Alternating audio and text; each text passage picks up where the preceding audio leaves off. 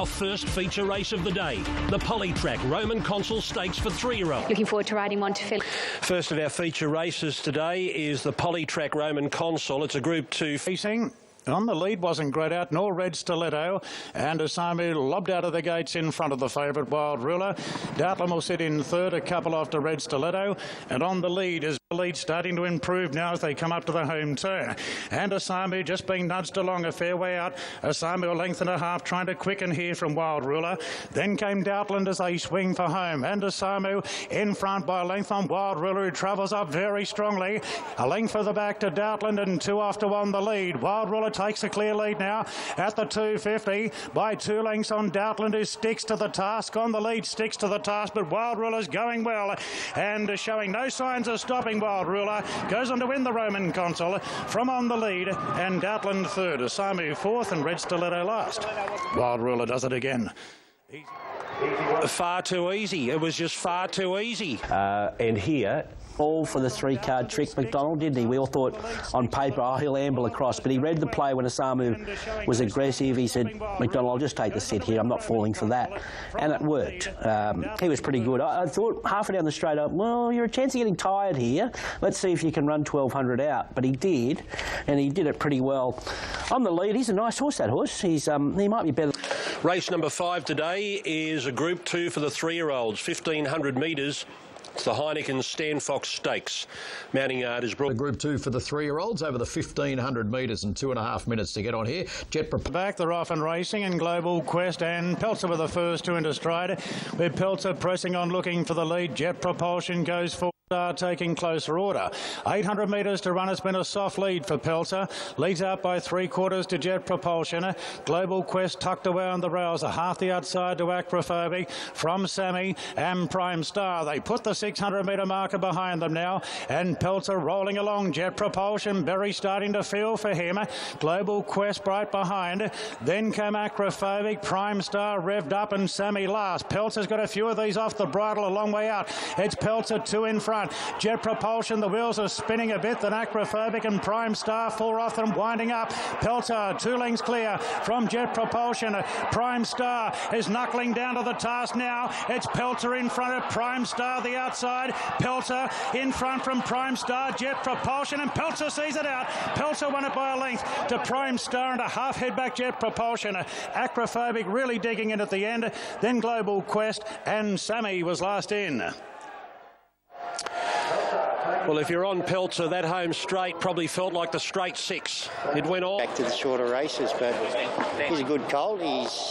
He's unbeaten at Randwick. He is, and that was his moment because the jury's been out on him. We had such good raps on him as a 2-year-old. He come back and he just wheels spinning in those very fast races, and he was good. And 2 years in a row for Gerald to win this race. He won it with Collada last year, and he was there. I thought, oh, you're going to get tired, but he picked himself up and did a good job. Really good effort, Prime Star. Coming from last, he was 1,200 to 1,500. Silver Eagle, live from Royal Randwick. Race number 6, the first leg of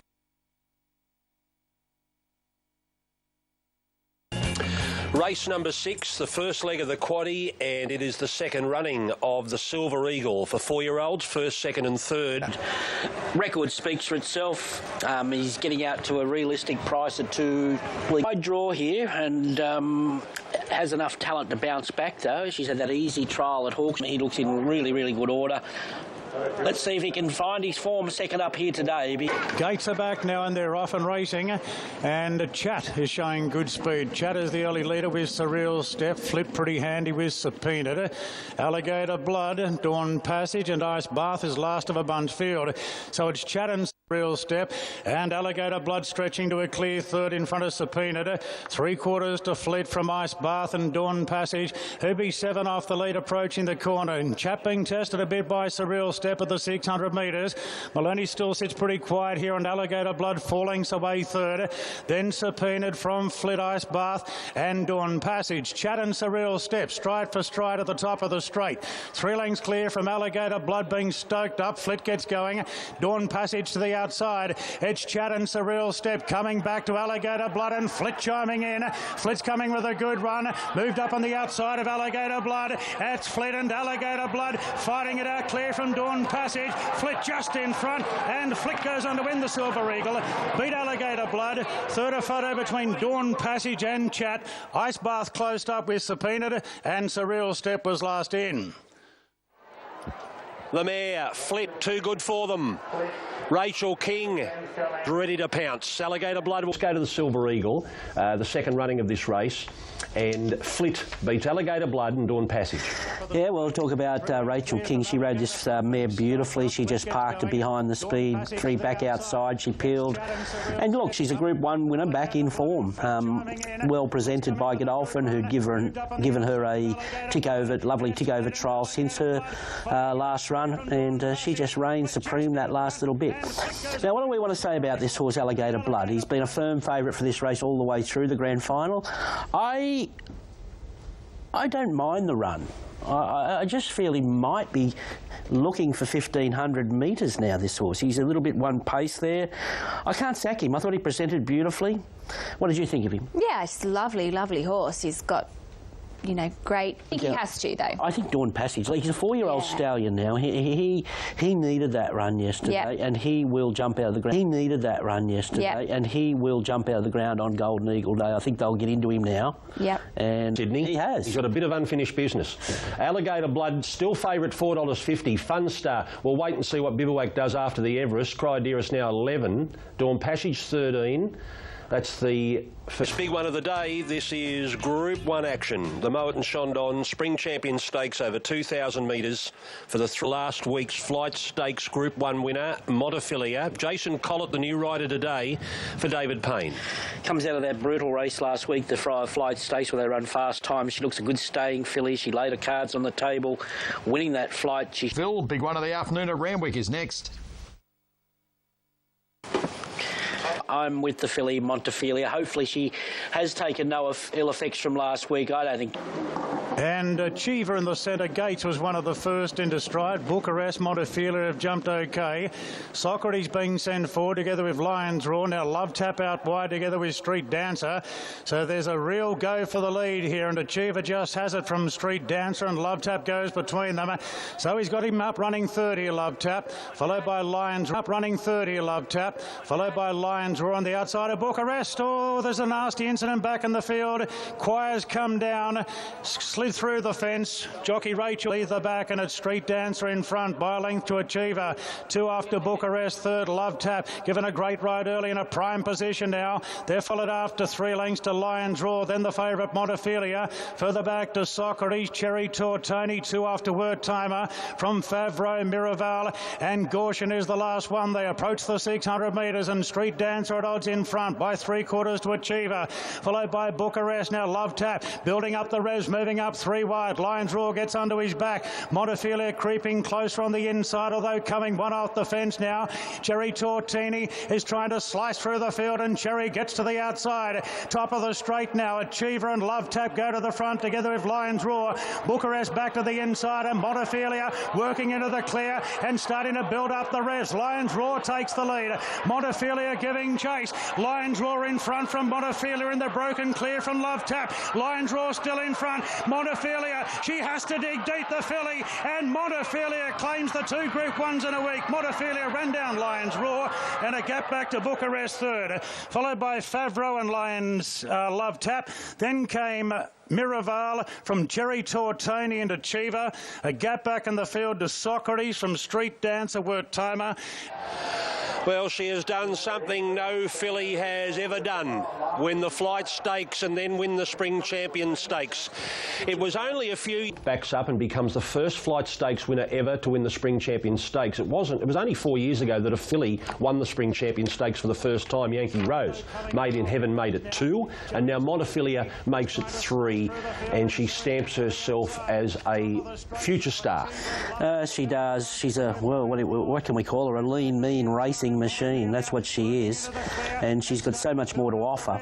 You know, I think David's thinking of even running her next in the Oaks, and then who knows what she can do when she really fills into that frame of hers in the autumn.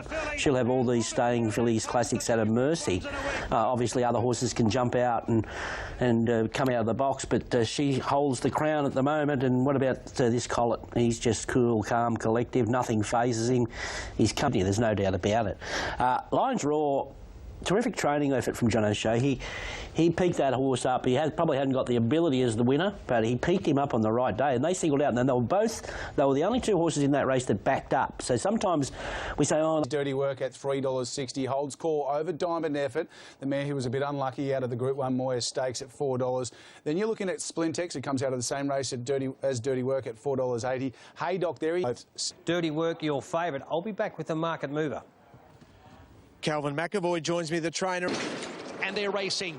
Dirty Work away fairly, Haydock out fast, and so too Splintex as expected. So after 150, Splintex led Haydock about 3/4 of a length. Diamond Effort, Splintex controlled speed, led Haydock. Diamond Effort is a length away, third, 3 deep. Order of Command runs up behind the leaders. Then Bold Star, second last Octane, 2 lengths, Dirty Work. Splintex comes up towards the corner at the 500, leading Haydock a neck. 2 lengths to Diamond Effort, racing in plenty of air. Then came Octane, who crabs round the bend from Bold Star, Order of Command and Dirty Work. Splintex has controlled it till now. At the 250 from Haydock, Diamond Effort now stretching. Then Octane and Dirty Work. Splintex joined by Diamond Effort, Haydock, Dirty Work and Octane run on. Diamond Effort at the 100. Dirty Work coming at her. Diamond Effort just in front. Dirty Work drives. Got her. Dirty Work just beat Diamond Effort, I'd say, from Octane. Then Haydock, Splintex, Bold Star and Order of Command was last.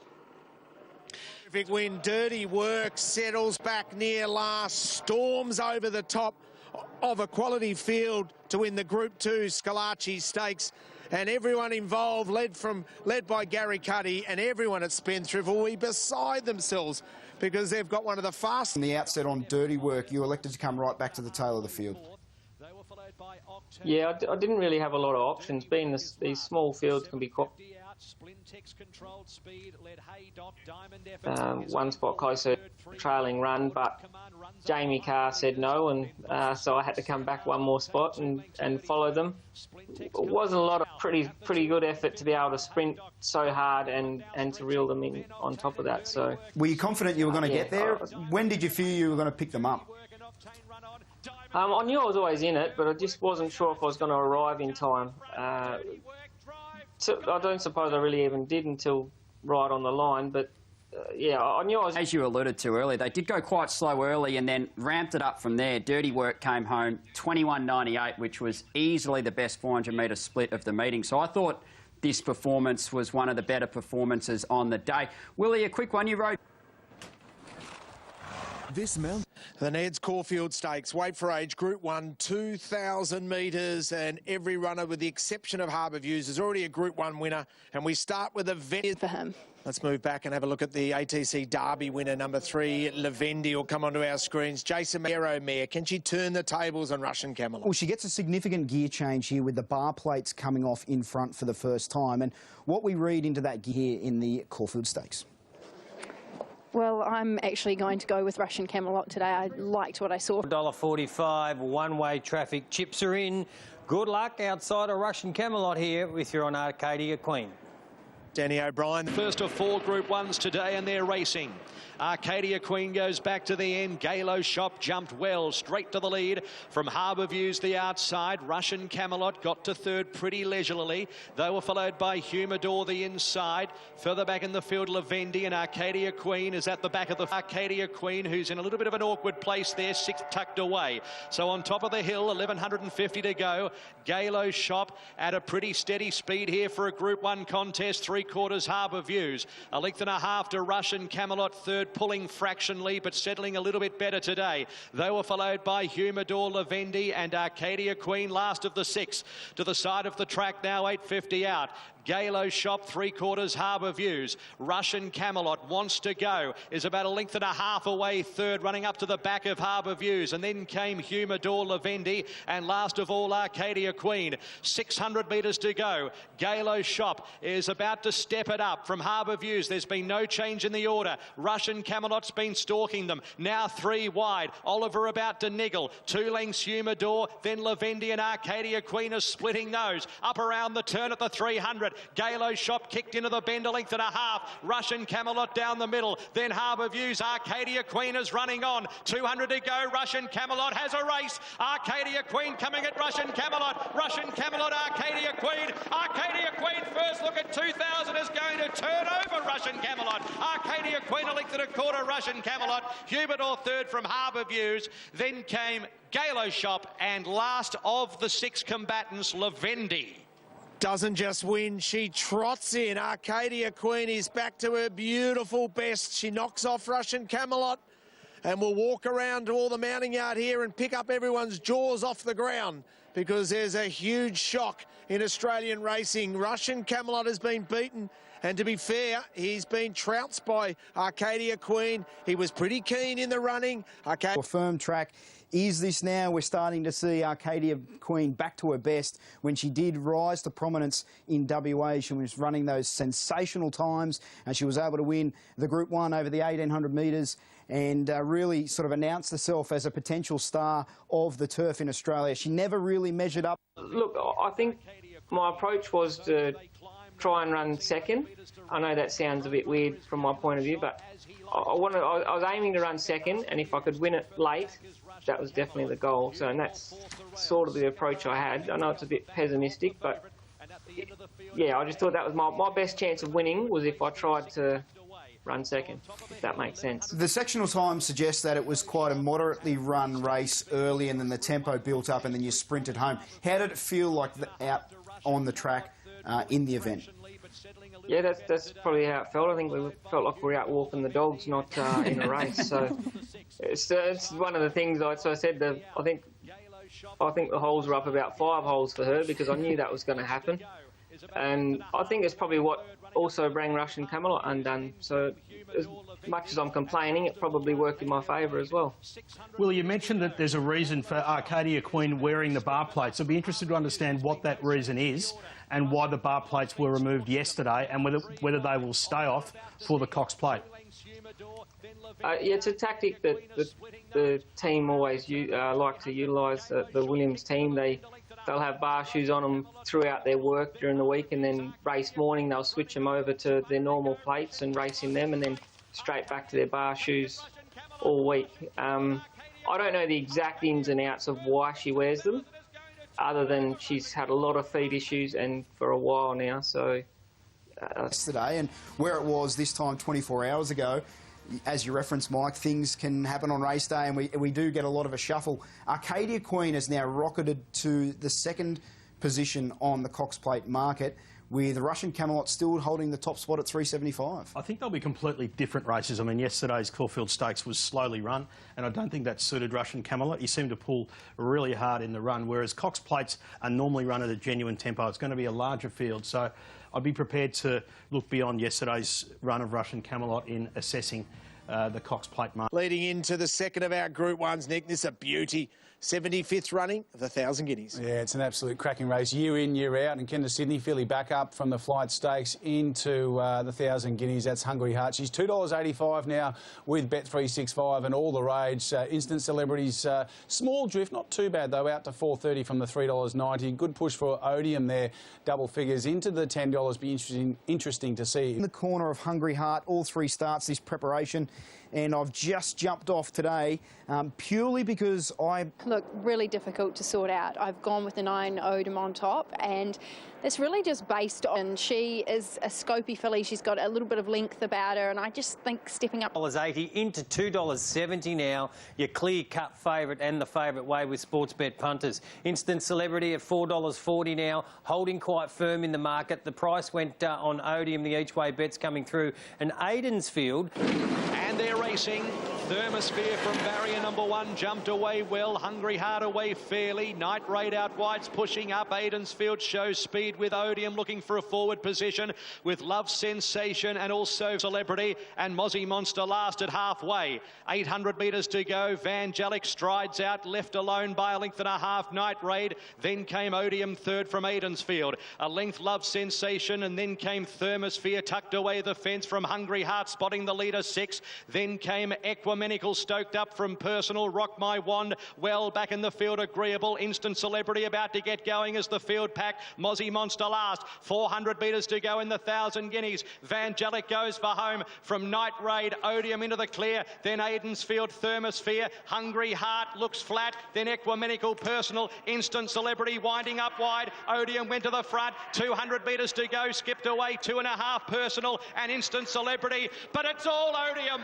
Odium clear, and Odium has won the 1,000 guineas from Personal, Instant Celebrity, Equimenical. Then Agreeable, Hungry Heart. Behind them, Thermosphere. Further back, Mozzie Monster. A gap to Rock My Wand. Aidensfield. Vangelic got tired. Night Raid, and Love Sensation was last. Oh, what a sensational win to Odium for Mick Price and for Michael Kent. He trains his very first Group 1 winner in partnership with the boss in Mick Price, and wasn't that pretty from Michael Walker. He looks across and says, how good is she? Damn straight she's good. Odium, a super dominant win. Personal, and he's come to the fore. The Sydney fillies were found exposed on that occasion. Odium is a terrific... On top of the speed and was way too good for them, BZ. Well found by Jane Ivel in the yard as well, and around a $10 chance gets the cash in the Group 1,000 guineas. Yeah, and well done. A lovely spot, Michael Walker on Odium behind the lead. And, Mike, what about his confidence leading into the race? He had absolutely no doubt that this was the best filly. She proved it on Saturday, and she's just really on an upward trajectory. She had no luck 3 back at the Valley. She was very good at Caulfield last start. This was an excellent and dominant win. Yeah, the draw was very helpful for this filly. Michael Walker took advantage of that, rode her aggressively, and, you know, I was critical of the Melbourne form a few weeks back. I thought the best form was Instant Celebrity and the Sydney fillies, but, you know, Odium has proven that, you know, she's continued to progress. The mile was certainly well within her scope, being a daughter of Written Tycoon, who has had a phenomenal day. Written Tycoon aside, the winner of both Guineas and also Dirty Work. So congratulations to all involved with him. But, you know, Seamus Mills paid $420,000 for Odium as a yearling. And I read a tweet last night that it was his last bid. He'd gone over the budget. It was his last bid. And he was happy to take her home. So congratulations, paying that sort of money for a Written Tycoon filly. She's obviously worth a lot more than that now. So congratulations to all involved. I thought Instant Celebrity was terrific coming, you know, from last and widest. The race shape just didn't pan out the way it did a few weeks ago. And I guess there's probably that lingering doubt about her at a strong mile, you know, whether 1,400 metres is the outer limit of her stamina at this point in time. But overall, a fantastic result and great for... Well, that was my feeling sort of going into the race. It was an afterthought. It felt like an afterthought, didn't it? And she raced accordingly. You know, you got to come to Melbourne on a quick backup, blinkers first time. I was happy to lay her yesterday. I didn't like her at all. I was surprised by the money for her. And she'll probably just go for a spell now and come back a much better filly in the autumn. Interesting that those 2 fillies that came down here just didn't back up at all. Vangelic was gone a fair way out, yet Montefilla up in Sydney backed up, was able to beat the boys up to 2,000 metres on a quick backup. So maybe it's the travel. I don't think it was necessarily the grand final with Hungry Heart, as you say, a bit of an afterthought, but missing the start, sir. For the talented young colts today, their owners are dreaming not only of a chunk of the $2 million prize money, but a future stud deal which could change their lives forever. 5 of the past 9 years, the winner of the Caulfield Guineas has used Sydney's Group 1 Golden Rose as a lead up to the race. So expect a forward showing from Olair Kirk, King's Legacy. It's got such a rich history, doesn't it, the Caulfield Guineas, and this year's edition. To beat in the Caulfield Guineas. Tagaloa now $3.80 and favourite for the race. Can you believe it? Has arrested the top spot from Ole Kirk, who's now a $4.20 chance. Mo'unga's pretty solid around that $7 mark. Not a bad sign for him. And King's Legacy, the only other runner under double figure odds. Already got the Group 1 under his belt, having won the Golden Rose last time out. That was the third run of his preparation compared to King's Legacy, who was only second up. So he may have had a bit of advancement on him in terms of race because we've got a number of strong winning chances. But I just think from a price perspective, the gamble that I want to take is with the horse that I believe is set to peak now, getting to the 1,600 metres for the first time this campaign. Top for me, he's a colt that's always had a lot of quality about him. We know that. He's into $3.90 as I talk to you and takes over favouritism from Ole Kirk. Ole Kirk, he is the hold, dominates the turnover, or just dominates the turnover. Gates are back and they're away. Pretty good line. National Choice today is going to drift back towards the end with also Mo'unga, and out the back of the field out wide is Mar Marigan. Showing speed is Crosshaven with Poland, Grand Slam, Tagaloa. Up along the inside, Amish Boy, so almost 5 across the track. Azar behind those horses, and then came Ole Kirk, and then Luna Fox, a length Camborne, King's Legacy, National Choice, Titan for room, Mar Marigan second last, Mo'unga is last of all. So the leader, Grand Slam, off the back at the 1,000 by a length and a quarter, Poland. Crosshaven is third, and then came Tagaloa, who keeps it wide. Captain Corelli the fence, a length and a half, Amish Boy. Then came Azar off the track as they reached the railway side. In between horses, next in the field is Ole Kirk, a length and a half, Camborne, Luna Fox. Then Mar Marigan, third last, National Choice, and then came King's Legacy back to second last, and Mo'unga with a big assignment last. So the leader, Grand Slam, kept them running at the 600 metres. A length and a quarter, Poland, and then Crosshaven. Further back, Captain Corelli, Azar. Then came Amish Boy, Camborne to the outside as they come towards the turn. Next in the field is Ole Kirk, saving for runs, and would only be about 5 or 6 off the lead as they corner. 300 to go. Grand Slam tries to pinch it. 2 lengths, Captain Corelli, Crosshaven. Then Amish Boy, Azar. Ole Kirk down the outside, running on. Grand Slam at the 200. Azar with big bold strides, and Ole Kirk coming with it. Azar at the 100. Ole Kirk driving. Ole Kirk up to Azar. It's got it. Ole Kirk won the Guineas and neck. Azar second. Third Grand Slam from Crosshaven, Luna Fox, then Amish Boy. Next to finish in the race was Mo'unga, and then Captain Corelli, King's Legacy, Camborne, National Choice, Poland. Well back in the field then was Mar Marigan and Tagaloa amongst the tail enders.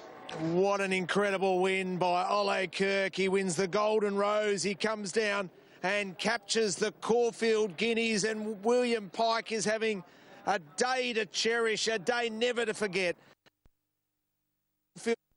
2 Group 1s, and he's able to steer this colt by Written Tycoon, who is now worth a fortune. Written Tycoon out of Black Caviar's full sister. He's won 2 Group 1s, and the Hawks team know how to produce a colt. They've produced a beauty to win the Caulfield Guineas and come over the top. In the $2 million race was Ole Kirk, who now has a very, very, very valuable tag. And he was the winner of the Group 1 Golden Rose in Sydney. As we take a look at the replay of the race, I'll start with you, Mike. What was your impression of this performance? I thought it was a fantastic performance, particularly given from about the 1,000, like he was right behind Tagaloa, his market rival. I thought Willie Pike had got him into a really positive position, not far from the lead. But from about the 800 metres, Tagaloa was clearly not travelling. He wasn't tracking into the race as you'd expect him to. And Ole Kirk was right in his slipstream, copped the backwash, and probably copped him about maybe 3 or 4 lengths of momentum, I would have thought at that stage. So for him to be able to pick himself back up and for Willie to remain composed at the time, he's ducked back to the inside and then made ground down the middle of the track. So I thought it was an exceptional ride in the circumstances. Matt, the time overall was marginally slower than the fillies division, the 1,000 Guineas? They went out hard.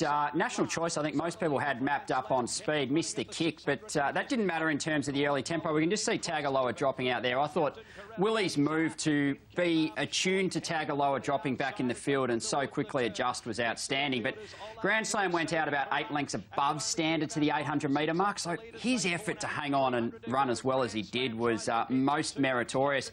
Ace, what a huge performance with the blinkers on for the first time. White Blaze coming down the outside. Just such a lovely mover. He's got a beautiful action, and as soon as Ole Kirk got within a length, he just knew he was going to put the race away. He's got that superior finish, but this was just a masterful ride, I thought, by Willie Pike. He could have got in a lot of trouble when Tagaloa was dropping out and falling back into his lap, but he worked it out beautifully, BZ. I thought summed it up well.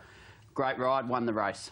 OK, Grace will shop out of the event with Tagaloa. We know that he clearly had something go amiss because you don't... Natalie Young late last night when he'd cooled down, and she confirmed that he is well and truly sore in front. We don't know the extent of what it is that is caused. Well respected by the betting and was coming down through the Golden Rose form line was King's Legacy. He had an issue too. A throat abnormality is what the vets reported with King's Legacy. And also look at this aerial shot, BZ. If you take a look at King's Legacy here in the green colours, third last, you can see the interference there where he shifts in onto Mo'unga and also National Choice, forcing... Relation to Black Caviar and All Too Hard. And he's a Group 1 winner twice. He's got everything. He has got everything. And this, talking about good rides, this might have been the ride of the day by Willie. He slammed himself straight across one off the fence there.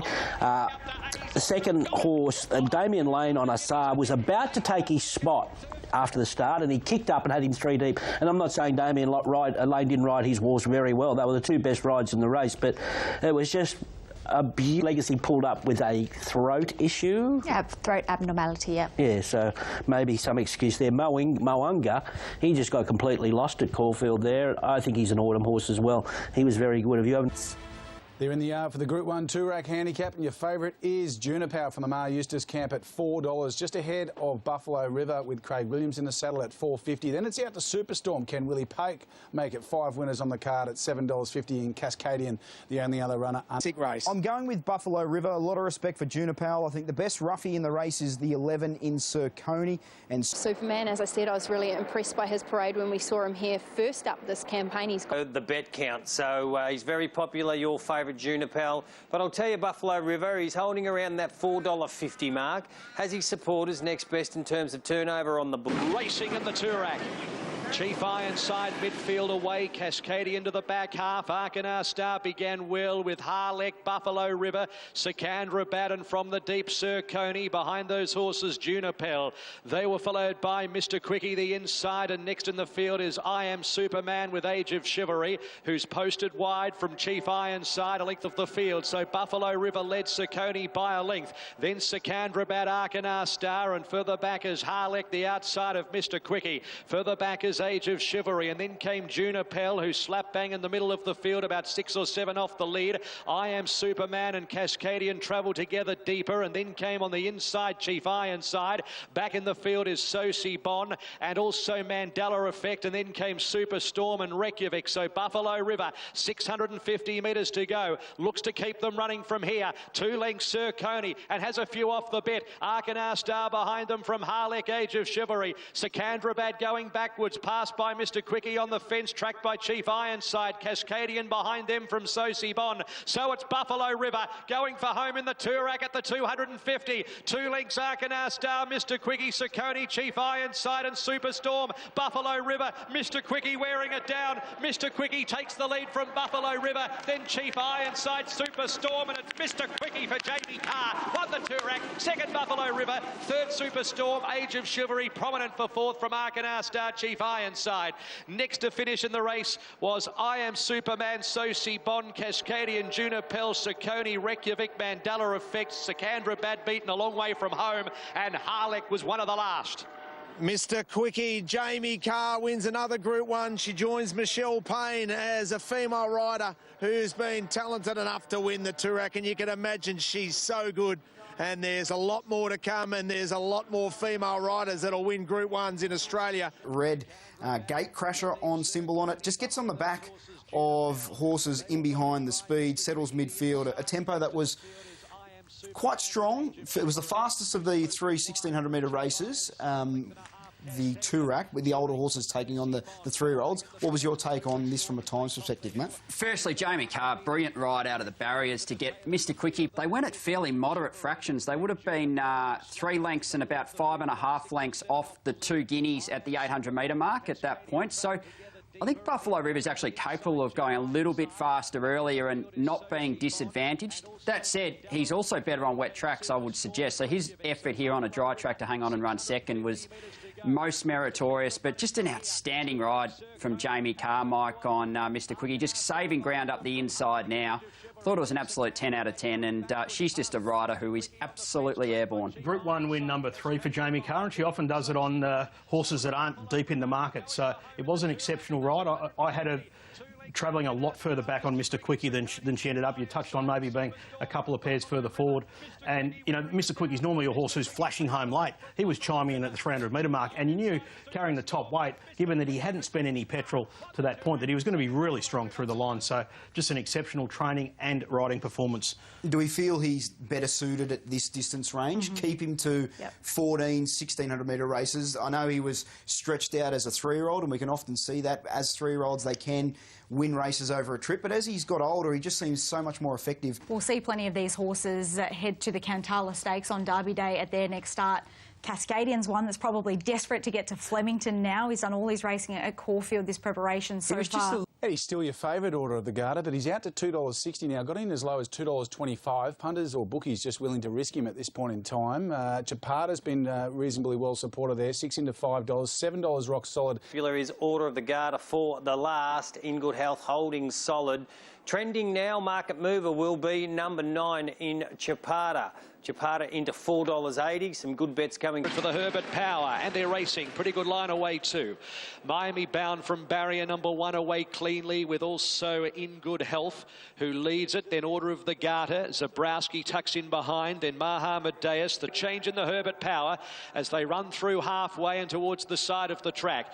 In Good Health in front by a length and a half. 2 in second place, Order of the Garter. A length Miami Bound third, and 4th in the race Zabrowski, as Nolan just kept this little field going. Chapata is 5th on the inside from Mahamadeus wider, then the Chosen One, Gallic Chieftain and Platinum Invader. So at the railway side, 700 metres to go. In Good Health by a length and a quarter. Order of the Garter not letting the leader get away, as In Good Health now steps it up, and at the 550, 2 lengths Order of the Garter, and Damien Oliver's getting busy on the second horse. Then Miami Bound Zabrowski from Mahamadeus, Chapata, the Chosen One, Gallic Chieftain under the bat, followed by Platinum Invader. In Good Health around the turn, looks to lead all of the way. In the straight at the 250, 2 lengths Order of the Garter looks beaten. Chapata runs on, then Zabrowski, Miami Bound. In Good Health with 150 metres to go. Chapata's the threat. Chapata up to In Good Health. Chapata takes the lead and is coming clear, racing well. Chapata won the Herbert Power. Head bob a second. Zabrowski just got that from Platinum Invader, Gallic Chieftain, I'd say, then In Good Health. Behind them, Miami Bound, Mahamadeus from the Chosen One, and Order of the Garter amongst the tail enders. He certainly enjoyed and certainly deserved that, Chapata. He got a beautiful run in transit. Daniel Stackhouse has had a day of frustrations.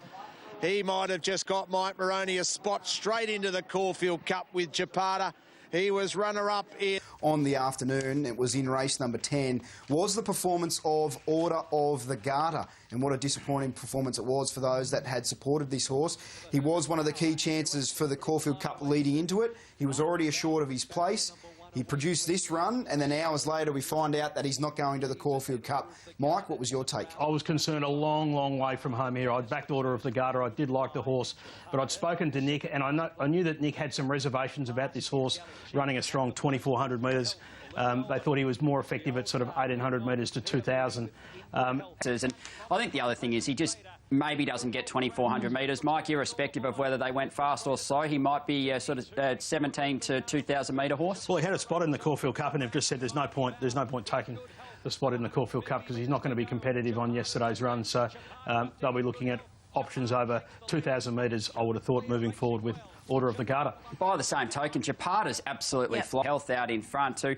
Battled on okay, but I thought it was a tremendous performance from Chapata, and it backed up. Caulfield Cup, and with a lightweight, I think it's 50.5 on his back, he could be a sneaky chance there.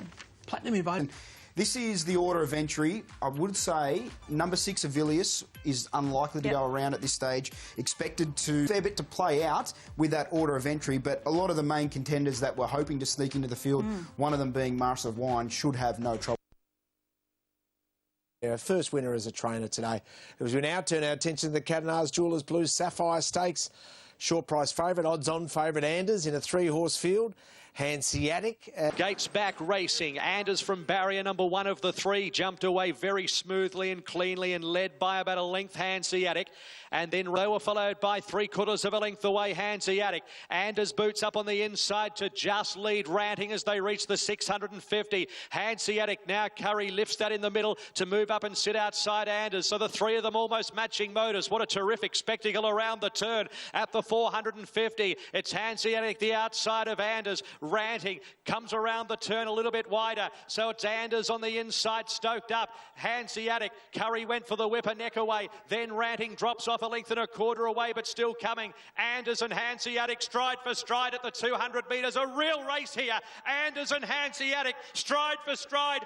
Anders is fighting hard. Hanseatic won't go away. And Ranting lifting over the top will beat them both. Ranting's got up to win from Hanseatic and Anders. A 3-horse race, a 3-horse contest. It was a beauty.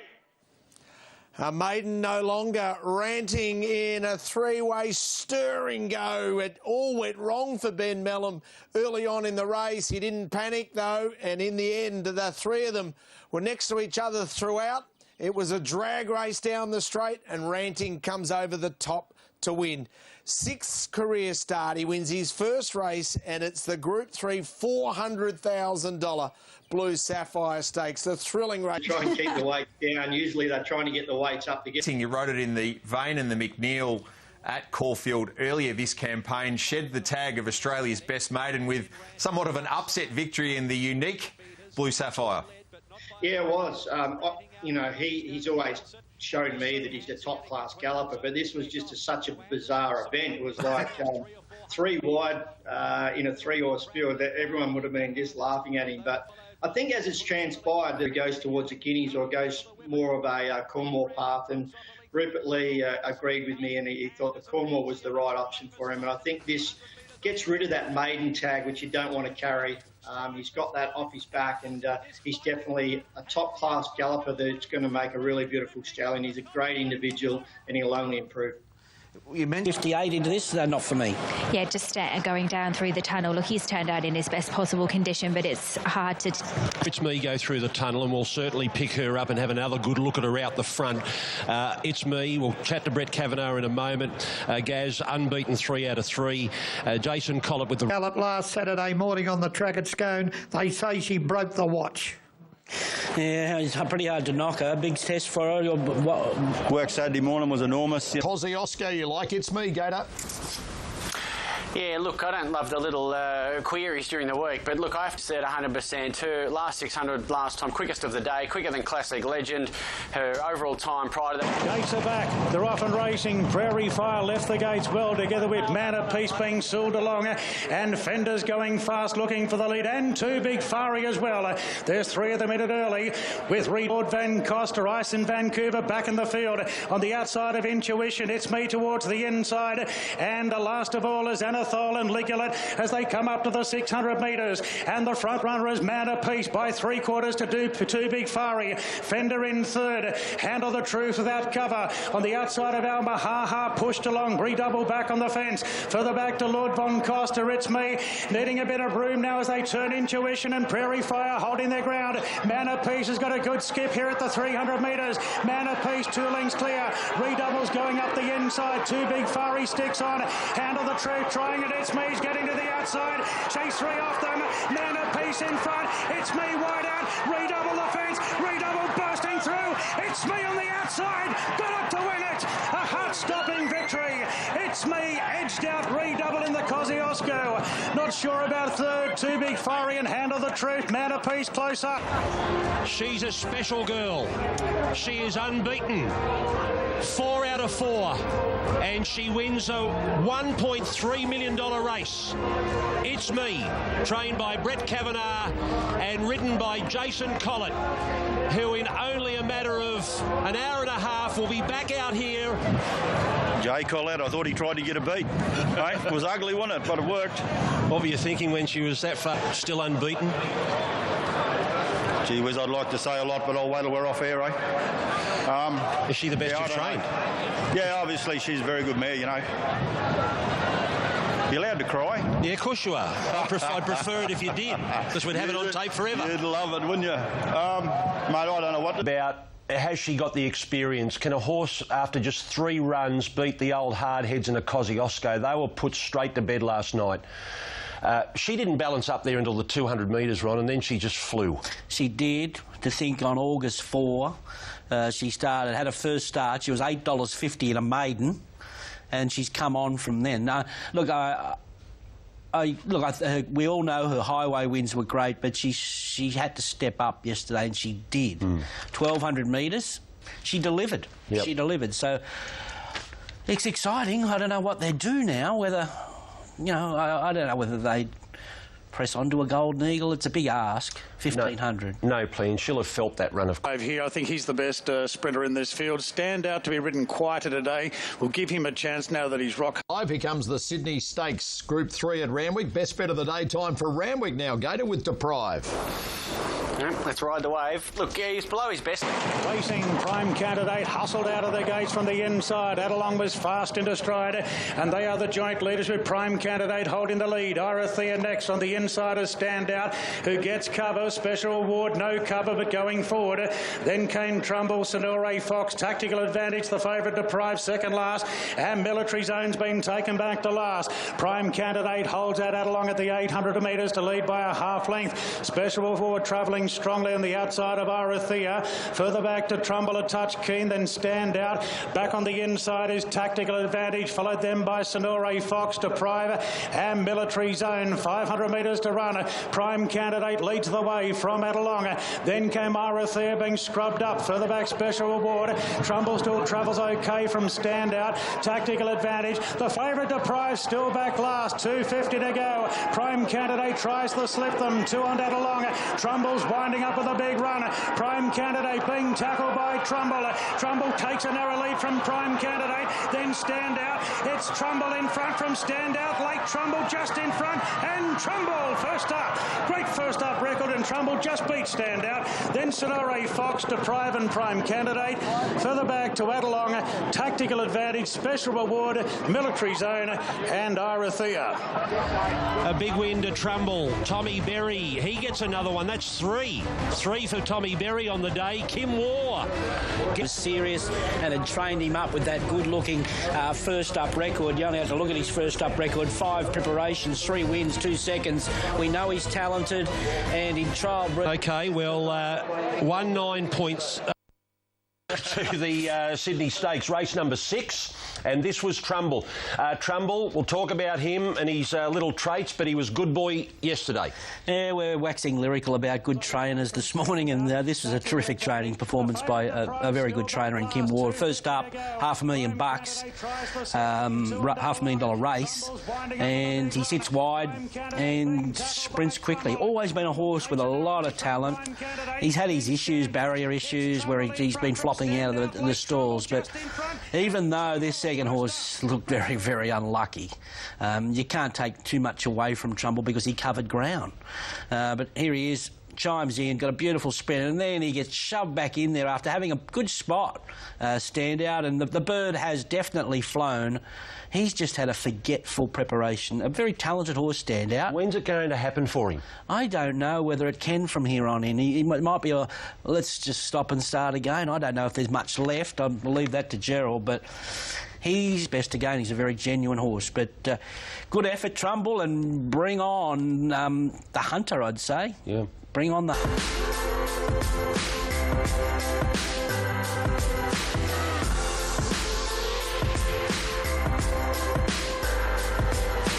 Certainly different scenes here at Royal Randwick than this day 12 months ago. Very different indeed, but we are thankful that there is a crowd here, and a pretty good crowd too, distancing themselves right throughout this beautiful Randwick racecourse. Nature Strip is a $6 chance. Classic Legend is a $4.80 chance. Behemoth is $9.40. Bivouac is $9.30. Geetra to Greg Pritchard. Let's get into the mounting yard now for the $15 million Tab Everest. And the mounting yard is brought to you by... McAvoy had to give up the road last year on Classic Legend to stick with his old mate Red Zell, but he's been a part of the story all of the way through. His first up win was explosive, and I can see something very similar happening here today. For the slot hole run favourite, he is the outright clear favourite now, number 3, Classic Legend. Karen McAvoy, a 2-time winner of this race. Les Bridge is the trainer. The owner of this horse purchased the slot from the ATC, Mr. Bonho. He's ready. He's ready to go. He's third up here. Hard not to be in. Profile's outstanding. I'm backing the stable to have him here, the grand final, ready to go. And at his best, he's the fastest horse on the planet. He's developed. He looks as though he's just in absolutely scintillating form. The second horse I'm going to put in is Libertini. She looks as... By now, 3176. I'm with the big grey Classic Legend. I think he's been prepared beautifully. Seems to get the right run. Doesn't always work out. 12 months of talking about one race. We mightn't get as big as Raw when these back. Gates are back. They're off and racing, and Eduardo jumped well. Classic Legend actually jumped okay, but being restrained. And now Nature Strip, Eduardo fight out the early lead. Aubrey on hers going forward together with Dollar for Dollar on the rails. Classic Legend snagging back, looking for a spot. Racing on the outside there of Trekking. Then came Behemoth. Libertini back in the field, caught wide. They're followed then by Geetra down on the fence from Bivouac to Farnay. And Santa Ana Lane's the last one. Eduardo showing great speed, and Eduardo leads clearly by 2.5 on Nature Strip. Aubrey on third. They're well strung out. 2 further back to Dollar for Dollar. They're followed after 3 lengths in the field to Trekking from Behemoth. Classic Legend looking for a bit of cover now. Libertini the outside. Geetra being roused along from Bivouac. Santa Ana Lane and Tafane. Eduardo at the 300 metres, a length clear. Nature Strip's been in his slipstream, giving chase. 2 after Aubrey on her. Classic Legend 4 off. The grey flash is starting to cut loose. Here he comes. Classic Legend storms to the front and kicked away. The grey flash is now an Everest Legend. Bivouac home to second. Photo for third. Trekking and Geetra. Then Santa Ana Lane from Aubrey on her and Nature Strip. Further back to Libertini, Tafane, Behemoth, Eduardo, and Dollar for Dollars last in. Well, Les Bridge has told us for a long time this horse will not be beaten. He won't be beaten. He will win the Everest. He told us weeks ago. Over $6 million in the world's richest race on turf. Well, there's a few legends there, the jockey, the trainer, the horse, and they've really delivered a beautifully judged ride. Legend becomes the first favourite to win the Everest. Classic Legend, Bivouac, and come on and watch this horse come back. A great moment. This horse, Carmel, congratulations. How much start do you want? Well, I tell you what, Les, everyone listened because they backed him off the map. He was favourite today for everyone. I was dirty on the other day when you tipped Dirty Works to beat him, but I've forgiven you now.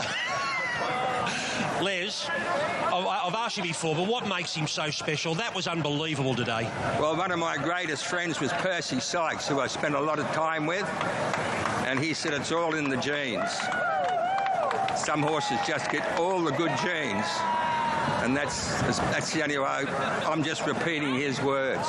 But this horse, he's got a girth on him that deep, and he's just been good from day one, and I think he might be even better again in time, Les. For a horse that you were going to lose, he was on a plane. He'll still probably go to Hong Kong, you know. We'll just see if we can see what happens. Lock him up, Les. The grey flash is starting to cut loose. Here he comes. Classic Legend storms to the front and kicked away. The grey flash is now an Everest Legend. Bivouac home to second. Photo for third. Trekking and Geetra. Then Santa. Time you watch that race, the grey proved yesterday that he's the best in the world. There wouldn't have been a horse anywhere on the planet that could have beaten that grey yesterday. It was a sensation.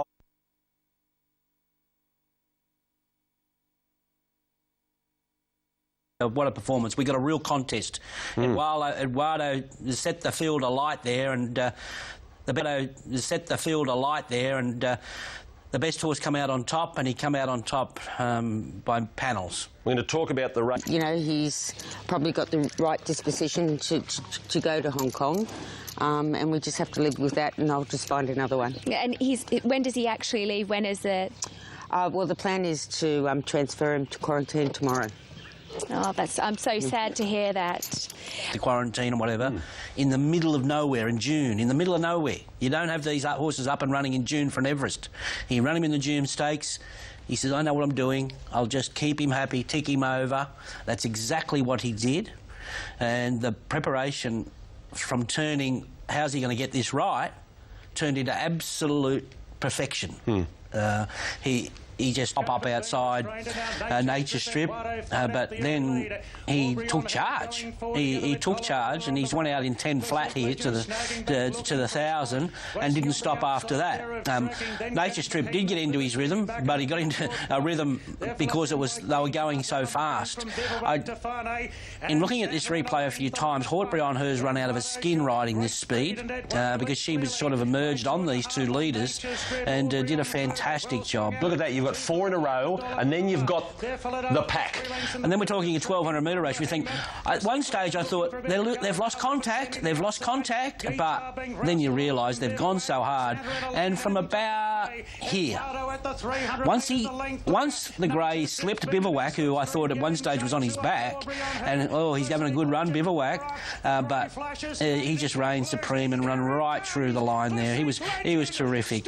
Bivouac was great, and he was explosive second up. Was good for Godolphin. They've run second and fourth there. He was very brave, G-Trail. He missed the start.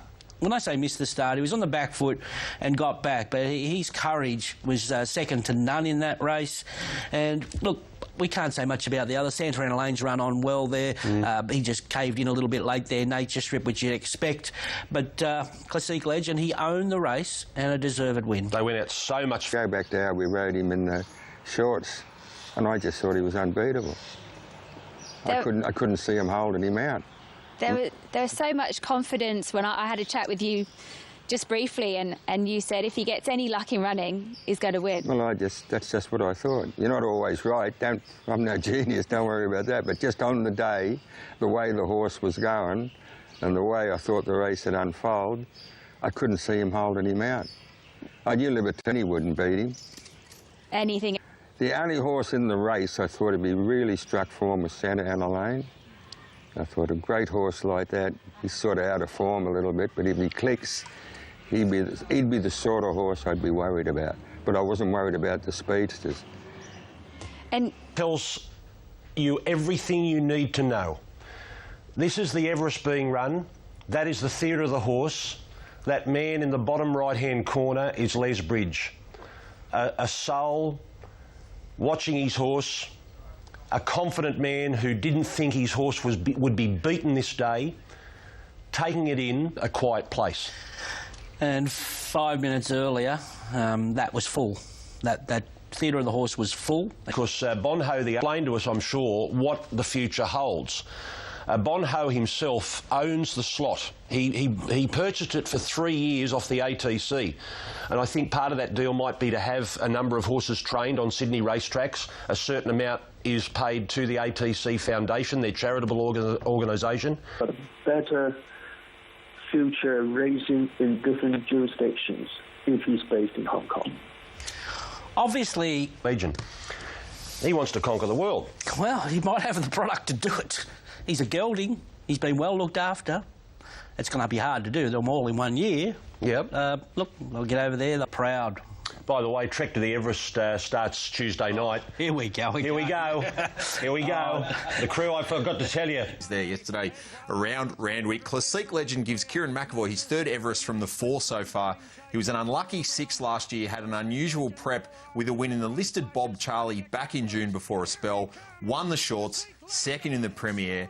2.5 lengths clear of Bivouac. Glenn Boss, after winning the race last year, comes second. Geitra third, Trekking fourth, who was third last year. So we had the Newmarket Lightning and Goodwood winners running 2, 3, 4. Oh, well, they should nearly rename the Everest the McAvoy. 1, 3 and 4, like you said. It's a race that I'm sure that he's very happy. 400 to the 200. Classic Legend's probably 6 or 7 lengths off the speed, but was just building his revs. And in about 5 or 6 strides, he just completely took control of that race. And he's clearly the #1 sprinter. There's Karen and Kathy's kids. Well, no wonder Kieran McAvoy's kids are excited. Dad's won the world's richest sprint 3 years out of 4. What is Christmas like in that house? Do you reckon they get a little bit of extra? Again, we'll know it'll stack up pretty well. Good to see Beverwack back. I think Guitra ran a cracking race as well. And Guitra was really impressive because he was buried back on the fence and he had to gain clear running and he motored home just to nab 3rd in the end. So absolutely. Shops knowing that Classic Legend is going to be joining his stable pretty much immediately, and I would have thought heads towards the international sprint in the 2nd week of December. Looks that way, and I think they'll probably target a lot of other races as well, obviously from Hong Kong. But you know, another Australian talking to you before we went on the show as well today, Nigel, saying that he hadn't run in a Group 1 race yet, which I hadn't realised actually, but he's never competed in a Group 1. Well, the last 2 winners, Yes, and Classic Legend, without a Group 1 on their CV as it stands. I like how the owner, Boniface Ho, didn't like the idea of having to share the prize money with a slot owner, so he decided to buy his own slot so he could get 100% of the prize money, and did, and won. One way to solve the problem, isn't it? He knew it was 40. Alvarado's been rock solid. He was terrific at Flemington, where he went back at a big price. $4.50 in from 5. It's been a nice push late. Getswayo, who beat... We'll be watching him, but the 10 on top ahead of the 9 here.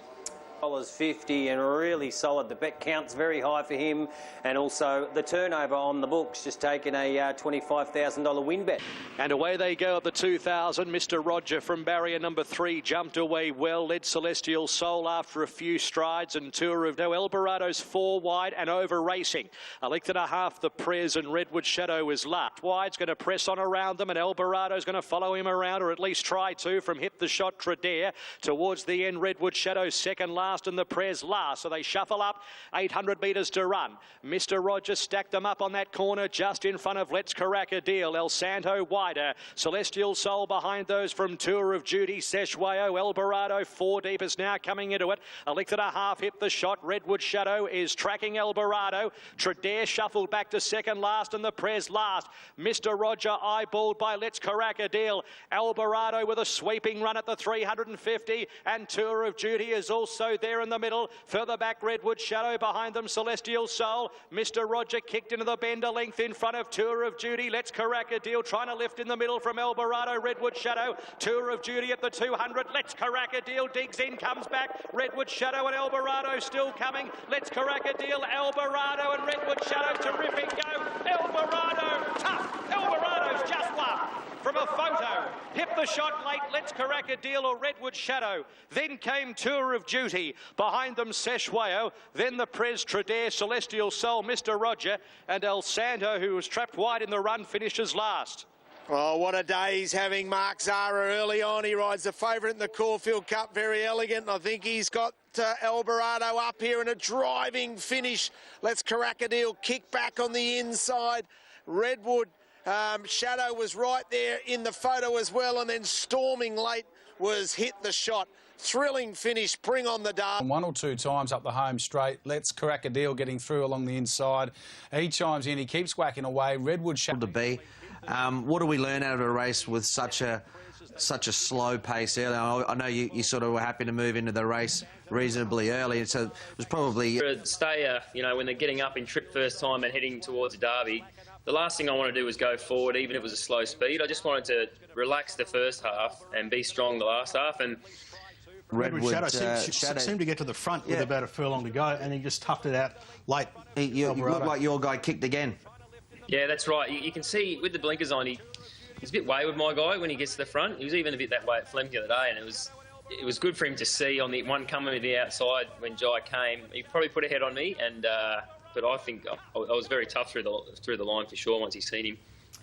Race at Flemington. Silhouette's been the best backed by the pros since 9 a.m. this morning. Into $4.20 now. She was a tad unlucky there at Flemington last start. And I'll tell you what, they're... With that, Salto Angel at $26. Anne Yatton. When they're the one that you need to stick with. So she's a little bit experienced. Steed is the best backed runner late, and we're going to make Succeed Nick Deed the market money mover. This is a real good push. And away, Star of Eden jumped away well. Salto Angel goes back to the end. Art Glass back there with her, as now picking up some ground. Salto Angel got to about 7th. Along the inside, Pensado's up with the leaders with coming on, followed by Swindon Lass as the field packed from Yatton, Selfless, Cafe Rizzu, Star Rel shuffled back to second last and Blazing Laces last. So Chica Fuerte led up towards the turn at the 450, followed by Mrs. Murphy under heavy pressure from Star of Eden. Then Pensado, who tracks the rails, Silhouette and Succeed Indeed to the middle of the track. A gap to Art Glass, Salto Angel, Chica Fuerte in the running as they reach the 250, led by 2 lengths Pensado, Star of Eden, then Silhouette, Succeed Indeed, still Chica Fuerte with 150 metres to go clear of Pensado, Star of Eden, Salto Angel, but Chica Fuerte, she is going to do it all from barrier to box. Chica Fuerte first, Salto Angel second, Star of Eden third from Pensado, Silhouette, then Succeed Indeed. Not a lot changed here. Then Star Rel and Mrs. Murphy, Cafe Rizzu, Art Glass, Yatton, Swindon Lass, Selfless. Well, the Benny Mellon Mark Zara show continues. Ben gets his double to join Mark with a double and teams up with the Freedmans, who get another win today on Caulfield Cup Day, and they do it with Chica Fuerte, who's run really well today. They took the... Edged out for a third placing in the Manifold at its previous start. Interestingly enough, Hutch is unlikely probably to go beyond the Wakeful now this prep. Yeah, well, post-race, Ben Mellon said he felt that she'd had enough at the end of the race. Nice ride, wasn't it? He went to stage, but he got a very soft lead and was too good.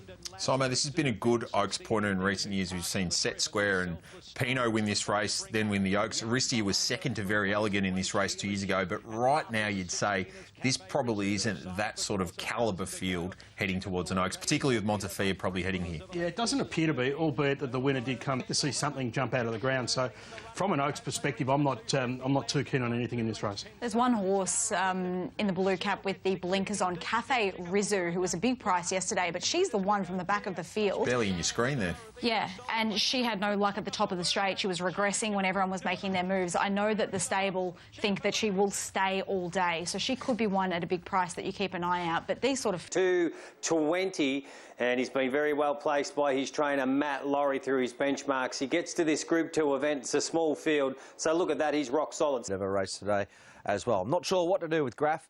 Maybe Jane can give us a lead as we head back to her. But take on Trust, because I've always really liked him as a type. He's big, he's strong, he's very powerful. So hopefully... Bonus bets. So there you go, She's a Thief, a Justice refund. Well, this has been a good go. Alpha Oro crunched late, got out to 2:10. Look at Signal racing, pretty good line. Fabergino the best out with Jungle Legend, Alpha Oro.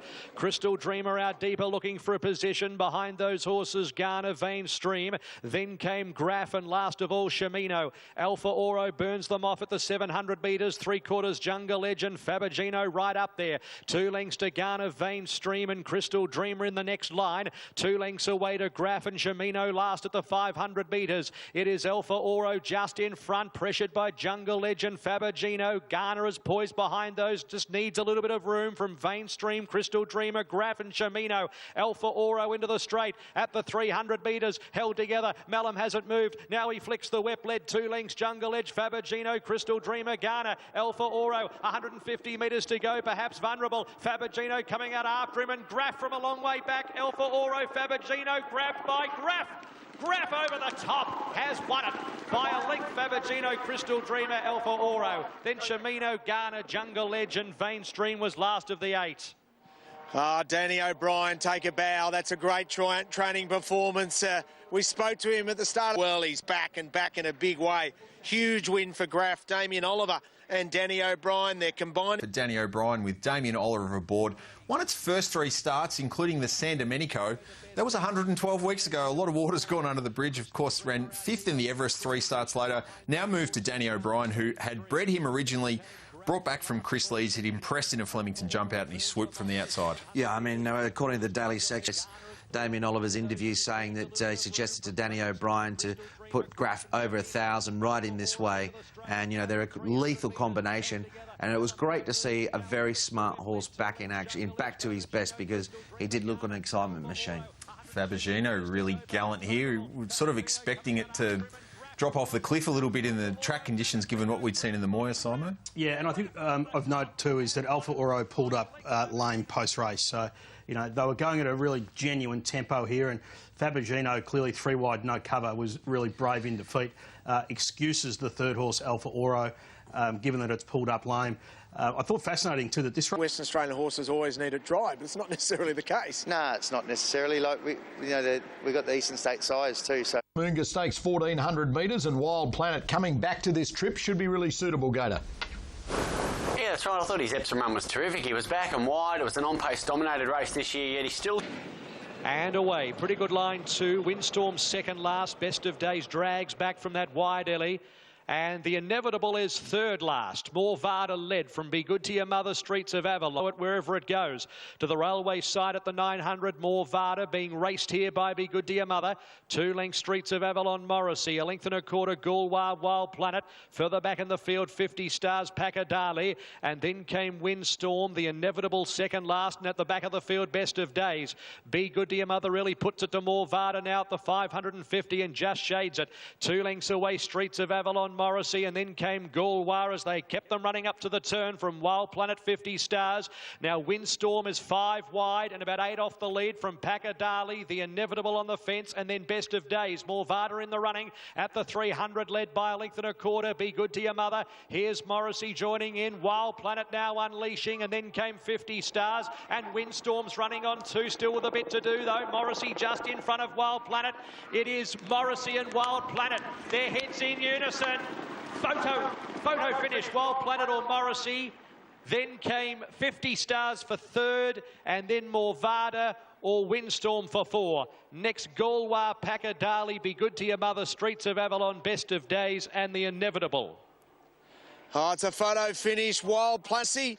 It looks close. He came through a terrific run in the Epsom where he had excuses. Morrissey looked home, and right on the line, Team Hawks has just got its nose down where it counts most. And Huey Moonga in the win of Wild Planet, who'd come off a 9th, beaten only about 3 lengths in the Epsom behind Probabile, of course, had won the Theo Marks at the start prior and had a look at this track and distance range 2 years ago, winning the Gothic on this day, 4th in the Maturity and the beaten favourite in the Vic Handicap back in the autumn.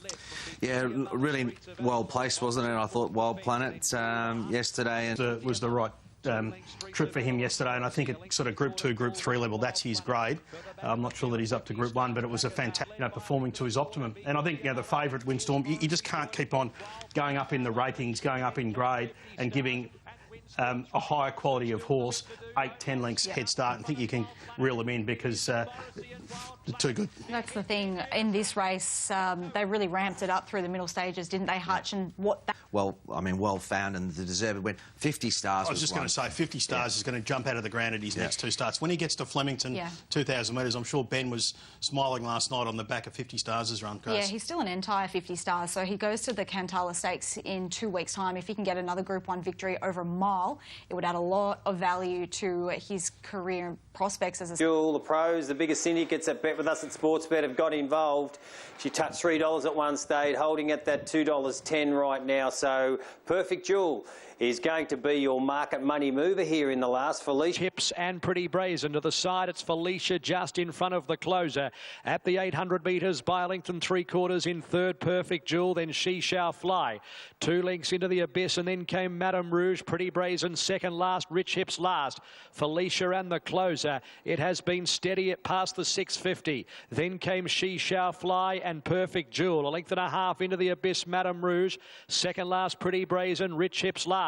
They approach the turn. It has been a bit of a saunter for a 1400 metre contest. Felicia and the closer about to step it up at the 400. She Shall Fly to the middle of the track. Perfect Jewel, there's a run for her up on the inside if good enough. And then Madame Rouge into the abyss and Pretty Brazen. It's Felicia at the 200 metres. Sprints up from the closer. Madame Rouge back to the far side and She Shall Fly. It's Felicia hands and heels at the 100. Madame Rouge coming at her and now She Shall Fly late. It's going to be close. Madame Rouge took the front and Madame Rouge won the last from She Shall Fly, Felicia. Then the closer 4. Behind those Pretty Brazen, Perfect Jewel, Rich Hips. And in a bunch finish across the line into the abyss was probably the last to complete. An incredible day for Ben Mellams, capped off. He gets a treble today. He wins the Tristarc with Madame Rouge. She deserved that.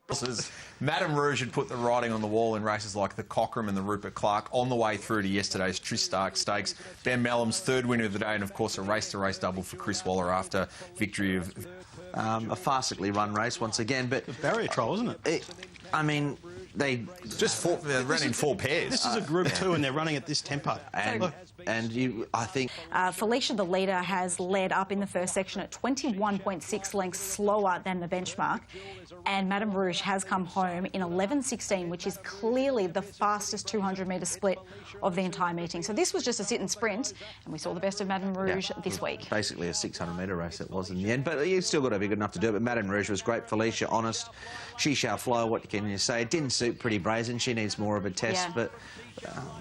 you know, I mean... I think Felicia's a 1,200-metre horse, stretching her out to 1,400 metres. The 2020 Caulfield Cup is the 144th running of this time-honoured race. Run over.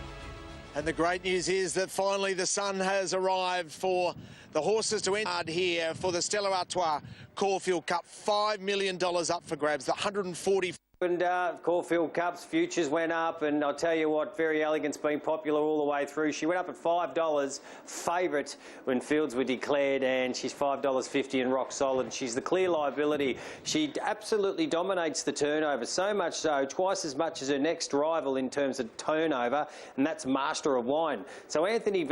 For the Caulfield Cup this afternoon, your favourite is Very Elegant at $5.50, just ahead of Anthony Van Dyke at $7. He's been pretty firm since just getting out of fraction. The Group 1 race, 8 Group 1 winners in the field of 18, and an Epsom Derby winner with 58.5 kilos, no Irish trainers.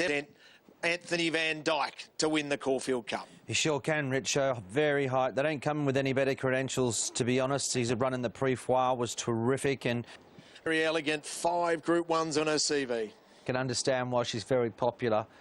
You know, she winning the Wink Stakes first up was awesome. She backed it up with a gutsy win in the Turnbull on good ground, and I've no doubt that she's better in these conditions. And yeah, she's a win. If you're sitting at home looking for a bit of a roughie to back, this might be the one warning. Both runs back have been outstanding once again, and I think Anthony Van Dyke, even with the weight, he brings the class, and he might bring victory for the team as well. Buckhurst, I think, looks a big... 11 on top for me, Master of Wine. As I said, huge improvement between the Mackay Diva and the Turnbull. He was just so much more relaxed in the parade. He brightened up. He's a Very Elegant and holding her price. I can tell you that Anthony Van Dyke, well, he's got his supporters, but that's $7.50.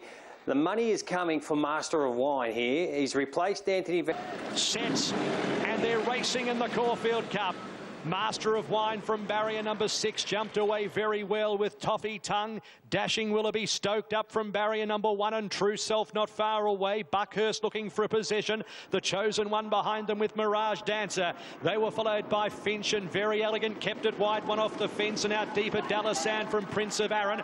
Then came Raheen House and Mustajir. Back in the field, Chapada as they leave the straight from Warning Avilius. Anthony Van Dyke got back to about second last, and Vow and Declare is last. Finch is posted wide. Then came Very Elegant, 10 off the lead. A length and a half to Warning. Next in the field is Chapada deep from Mustajir. A length and a quarter, Dallasan, Avilius, and then Anthony Van Dyke. Second last in the race, Vow and Declare, and Prince of Arran is at the tail of the field as they top the hill. Through halfway in the Caulfield Cup at the 1200, Dashing Willoughby slowed it up, 3/4 Master of Wine. A length and 3/4 True Self, and then Buckhurst. Next the Chosen One, Mirage Dancer. Further back is Finch, 7-3 wide around Toffee Tongue and Raheen House. Then Chapada, Very Elegant, and then came Dallasan, Warning. Further back Mustajir, Avilius, Anthony Van Dyke about to move 3 deep. Then Prince of Arran back with those is Vow and Declare. To the railway side, 800 metres to go. They stack up. Dashing Willoughby in front of Master of Wine.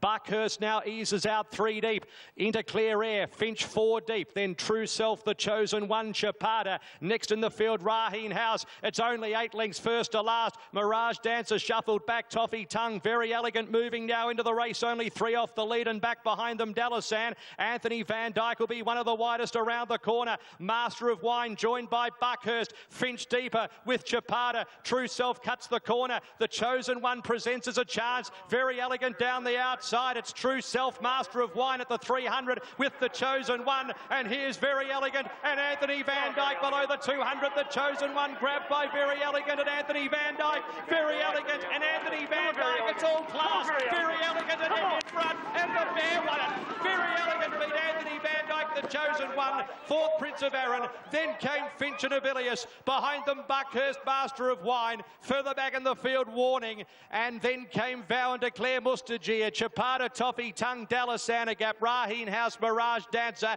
and Dashing Willoughby will be last to complete in the 144th running of the Stella Artois Caulfield Cup. What a sensational mare she is. She's able to win yet another Group 1. That's 6 on her CV. She adds a Caulfield Cup to the Oaks and the Tancred.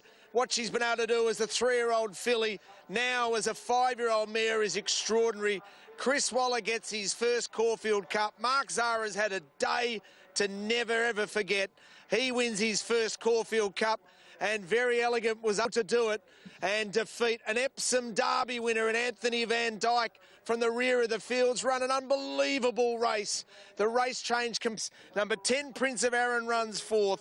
9, Finch runs 5th. And Avilius runs 6th. And Nick, she's a beauty. Oh, is she what, Richo? She won the Tancred in the... I was saying, look, I think it was crossing the line was... I've dropped my rain here. This is going to look shit house. But no, it's a great feeling.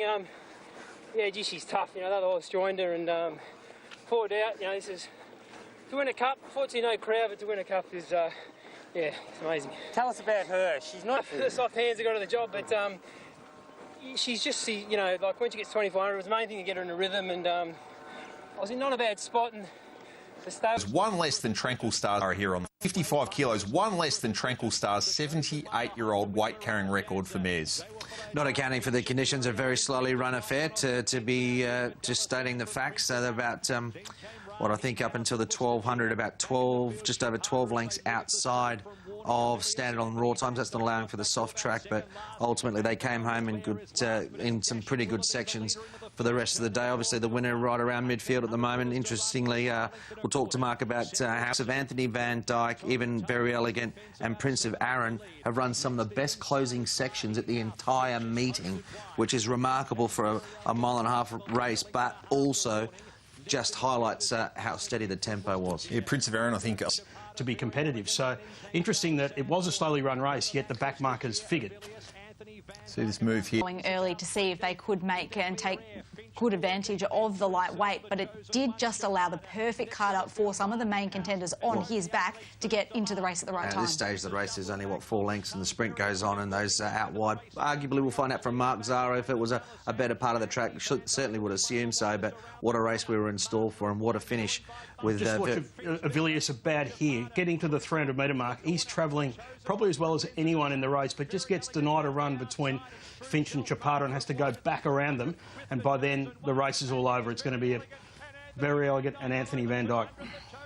Grabbed by Very Elegant and Anthony Van Dyke. Very Elegant and Anthony Van Dyke. It's all class. Very Elegant and in front, and the Bear won it. Very Elegant beat Anthony Van Dyke. No one there for the first time in 144 years, as far as we know. I don't know what it was like for you watching it at home, but between the race shape and then Matt Hill's call, I was standing up, hairs on the back of my neck were upright. I had exactly the same feeling, and I've got to give credit to Matt Hill for being able to deliver such an exceptional call without the on-course atmosphere. I mean, yes, you've got a huge audience. Made a split of the entire meeting. It was ideal going He's run out of his skin, hasn't he, Prince of Arran? Absolutely, yeah. He must just love this time of year. He jumps on the plane to Australia. 40 hours later, he rocks up and he knows he's got a couple of runs and he's going to go home with a few $100,000 in the pocket. He produces his best time in, time out, doesn't he, every time he comes around. But wait for him to go, but then I was able to sneak off his back, get to the spot I wanted, and I was actually very surprised. When I quickened here into the straight, I thought I'm the winner, like I'll win by a length or two. I was actually very surprised that Anthony Van Dyke challenged me. I was surprised I seen him in my, peripheral vision there. And but you can see he got to there, but I kicked strong through the... I reckon if the race went for another 50 metres, I would have won by further. I was the strongest horse through the line. Like, I was the last horse inside me, and... so I hate that vision there. I dropped my rein. I got that much of a fright when Anthony Van Dyke came. I dropped my rein the last 50. I was spewing on that. Went fishing. Yeah, the boys didn't miss me when I got back in the room. Mark, it's Mikey. The barrier was detrimental to Anthony Van Dyke. You swap that with Very Elegant, and I think the result changes. But I'm pretty sure. Dwayne, hypothetically, if you could take any horse from yesterday's Caulfield Cup as your mount into the Melbourne Cup, all things considered, who would it be? Oh, Anthony Van Dyke, I think. Of course, going on to win the Melbourne Cup, but the trend in recent years has been these Northern Hemisphere three-year-olds coming down, and they have been prominent. If they haven't won, they've been very close. We saw Il Paradiso, of course, be the banner horse of that last year, and this year it's Tiger Moth, and I guess the now best domestic chances the market sees it in Russian Camelot flying the flag at the moment. Very Elegant. Decade. I agree. And you could have a horse like Very Elegant. If she wins a Melbourne Cup, I mean, Grace, I tend to be with you. I think she's probably in the champion category already. But if she were to win a Caulfield Cup and a Melbourne Cup in the same year, carrying significant weight, as opposed to, say, Ethereal, who did it from way down in the handicap, that would be an amazing achievement. Yeah. Melbourne yesterday and gave Chris Waller his first Caulfield Cup. Very Elegant. Yeah, she was fantastic, wasn't she? Just watch it and we'll talk about it. Very Elegant down the alley. Elegant and Anthony Van Dyke. Very Elegant and Anthony Van Dyke. It's all class. Very Elegant a neck in front, and the mare won it. Very Elegant beat Anthony Van Dyke, the chosen one. It was all class, wasn't it? Matty got that completely right. The two class runners. What does Greg Carpenter do with her now? What is she a Makybe Diva type? The plan is to Melbourne Cup, but it all revolves around tomorrow what he does with this penalty. We all know, before Makybe Diva, I think it was light fingers with 52.5. 52.5, and then Makybe won a third with 58. So she's got 55 now. Yeah. If he gives her a penalty, 56. He's got some thinking to do. He gives her a half or a kilo. He couldn't possibly do any more. Yeah. It was good, the second horse, Anthony Van Dyke, going back from the wide draw. Finch, good cup trial. Prince of Arran, good cup trial, and Avilius unlucky. Yeah. All right, Chris Waller, some month. Yeah. All right, Chris Waller, some months. Still in Sydney. Remember this race. Even the Queen Elizabeth Stakes. Very Elegant got through for second in front of Denon Premium. Great. All over the world watching that race, our feature race in the autumn. Well, some months on, let's go and see where those two horses progress to. Firstly, Adabe. This is overnight in England. And it's Adabe and Scaletti who forge to the front. In third is Serpentine, then Magical Desert Encounter from a long way back. But it's Adabe who has gone to the lead in the Champion Stakes. Scaletti in second, Magical is staying on in third. But it is Adabe, the Mudlover, the Globetrotter, the Tom Marquand and William Haggis. A perfect double this afternoon for the Golden Couple. Tom Marquand on Adabe won the Champion Stakes. In second, Scaletti on the outside, Magical. Well, he left England, came to Australia, not unknown, but not in the top echelon. Lizzie, he's gone back to England, and he's one of the top riders now, and that race just put it into perspective for us. Had a stint over here. Of course, we saw William Haggis bring out Adabe for the Group 1 Queen Elizabeth, and he was able to win his first Group 1 prior to that at Rose. Cummings and the Naturalism were absolutely fantastic in defeat. I think he deserves a spot in the Cup field this year, and hopefully he can get it by... Find us the winner of the Geelong Cup. Who have you settled on? I'm with Steel Prince. His runs this prep have been terrific. He should be really close. For the Bet365 Geelong Cup, he'll start the favourite. He's $3.50. Much as $10 was available when markets first opened, quickly snapped up, and then this... Under unique circumstances, away they go. Skywood didn't jump particularly well. It's in the back half early on Tont out quickly as we thought. Will lead La Donde V. Skywood's going to probe up to third, but it's off the rails at the moment. Pike's looking to get closer to the fence. King of Leogrance is also doing the same. Steel Prince Wider forges on. And behind those horses then is Credence with also Ash Run. Second last leader La Donde V by 3/4 of a length on Tont, getting a little bit closer as they hit that top corner. Two further back is Steel Prince. 2 lengths to Skywood. King of Leogrance, no change in the order at the 800. Then came Ash Run, San Huberto from Credence. Platinum Invader is last of all. La Donde V, Every Hope in front, followed by Ontonta, half length away. They're about to seal that up as they run downhill at the 600 metres. Steel Prince now hooks out 3 wide. It's had a cheap run. Then came Skyward 4 deep. Ash Run is coming with a searching run 5 wide. King of Leogrance has run up behind the leader. And then came Credence, Platinum Invader and San Huberto. Ladonda V into the straight at the 300 metres from Steel Prince. King of Leogrance up on the inside, saving ground, followed by Skywood, and behind the Mash Run, King of Leogrance at the 200 metres up to Ladonda V and Steel Prince. It's a three-way go. King of Leogrance, Ladonda V's fighting hard, and Steel Prince a great finish. Steel Prince, Ladonda V. Steel Prince fighting hard, gets a 10 in front and won the Geelong Cup. Steel Prince beat Ladonda V, a photo third. King of Leogrance or Ash Run, then Creed and Skywood. A gap in the field to Platinum Invader. Second last in the race, San Huberto, and Entente was last. Steel Prince, Jai McNeil for Anthony and Sam Freeman. Well, the writing was on the wall after such a tough staying performance in the Bart Cummings, the eye-catcher over 2,000 metres before it, and then had Malum on the leader, really got down and rode the international horse hard, but it was Steel Prince with the distance in the legs, just getting up to win on the line by about a half neck. Ladonda V, third. And good medicine for him. It is, it really is. It really picks him up. Well done. Congratulations. Enjoy the win. Thank you.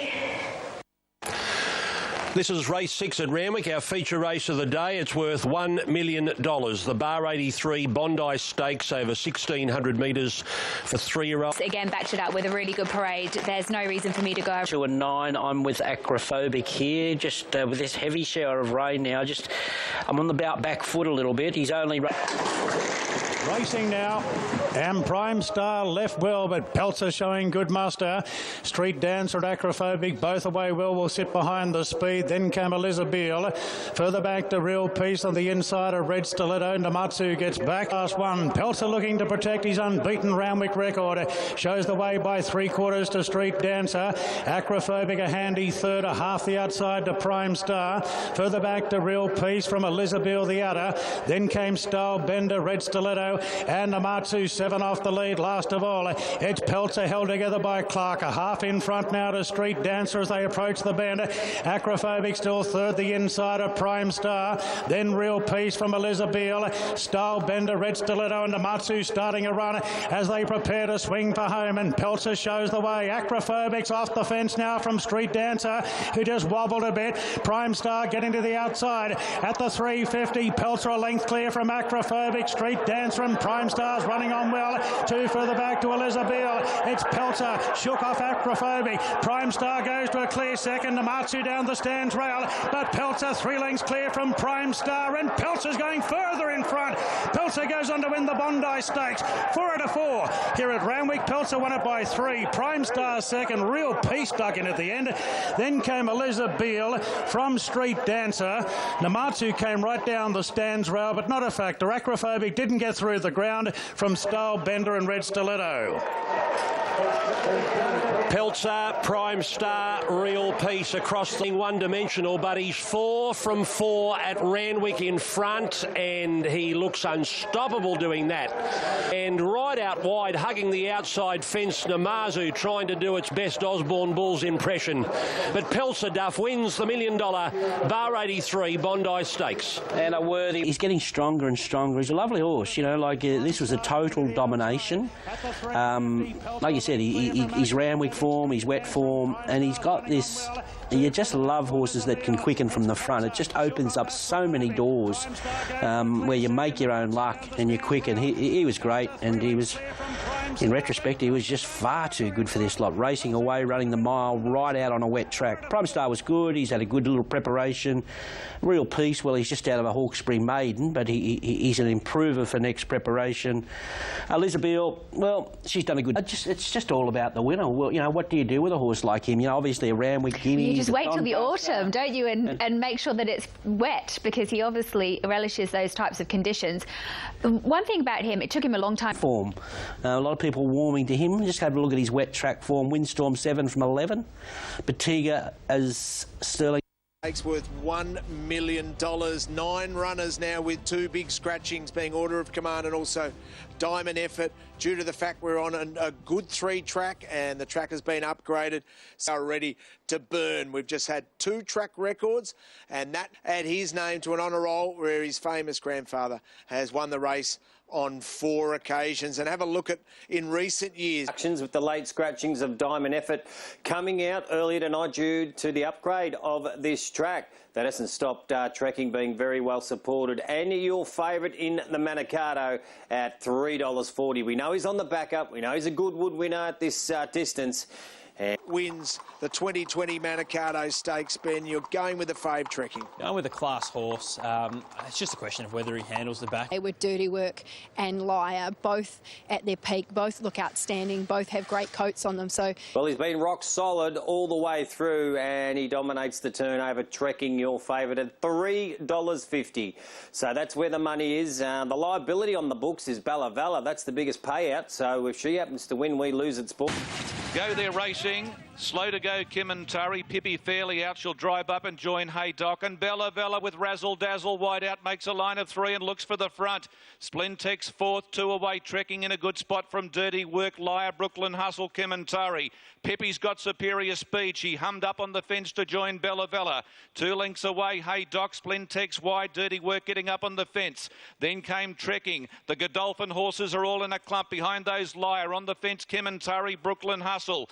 She leads the way, Pippi, looking for the big double. The Moya, the Manikato. She's 3/4 Bella Vella. They've got 500 to run. Dirty Work for the Wizard from the west getting up on the fence. Outside of it is Haydock, Splintex under pressure. Trekking's travelling, but he's in traffic on the fence. Then is Kim and Tari, Brooklyn Hustle, and Liar, a forlorn hope as they turn. Kim and Tari can't get to the inside to make up ground. They swing. Pippi, the front runner. Dirty Work's about to grab it with Haydock. Here comes Trekking down the outside. Haydock's hit the front. Dirty Work's after him, and Trekking is flooding home on the outside. Haydock in front. He's going to turn back the hands of time. He wandered out under pressure. Got the Manikato for the second time.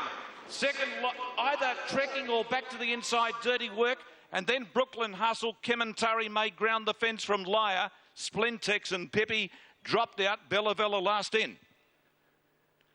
Tony McAvoy, a great training effort. What a horse he is. Haydock, Trekking looked a big chance of running him down. They were flying in front. And Doc has been able to come out and cause the look.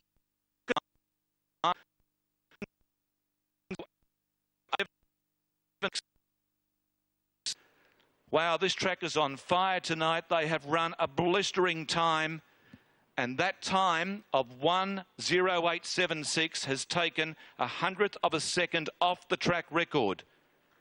Second, talked about the fact that the track was rock hard. We saw Written Beauty break a track record, and then here's Haydock getting, just flying. Look, well done to... this was a terrific win and very pleased. I think everybody in racing was for Luke Curry after what he's been through. As they were running time all night, as we know, on this deck. But it was...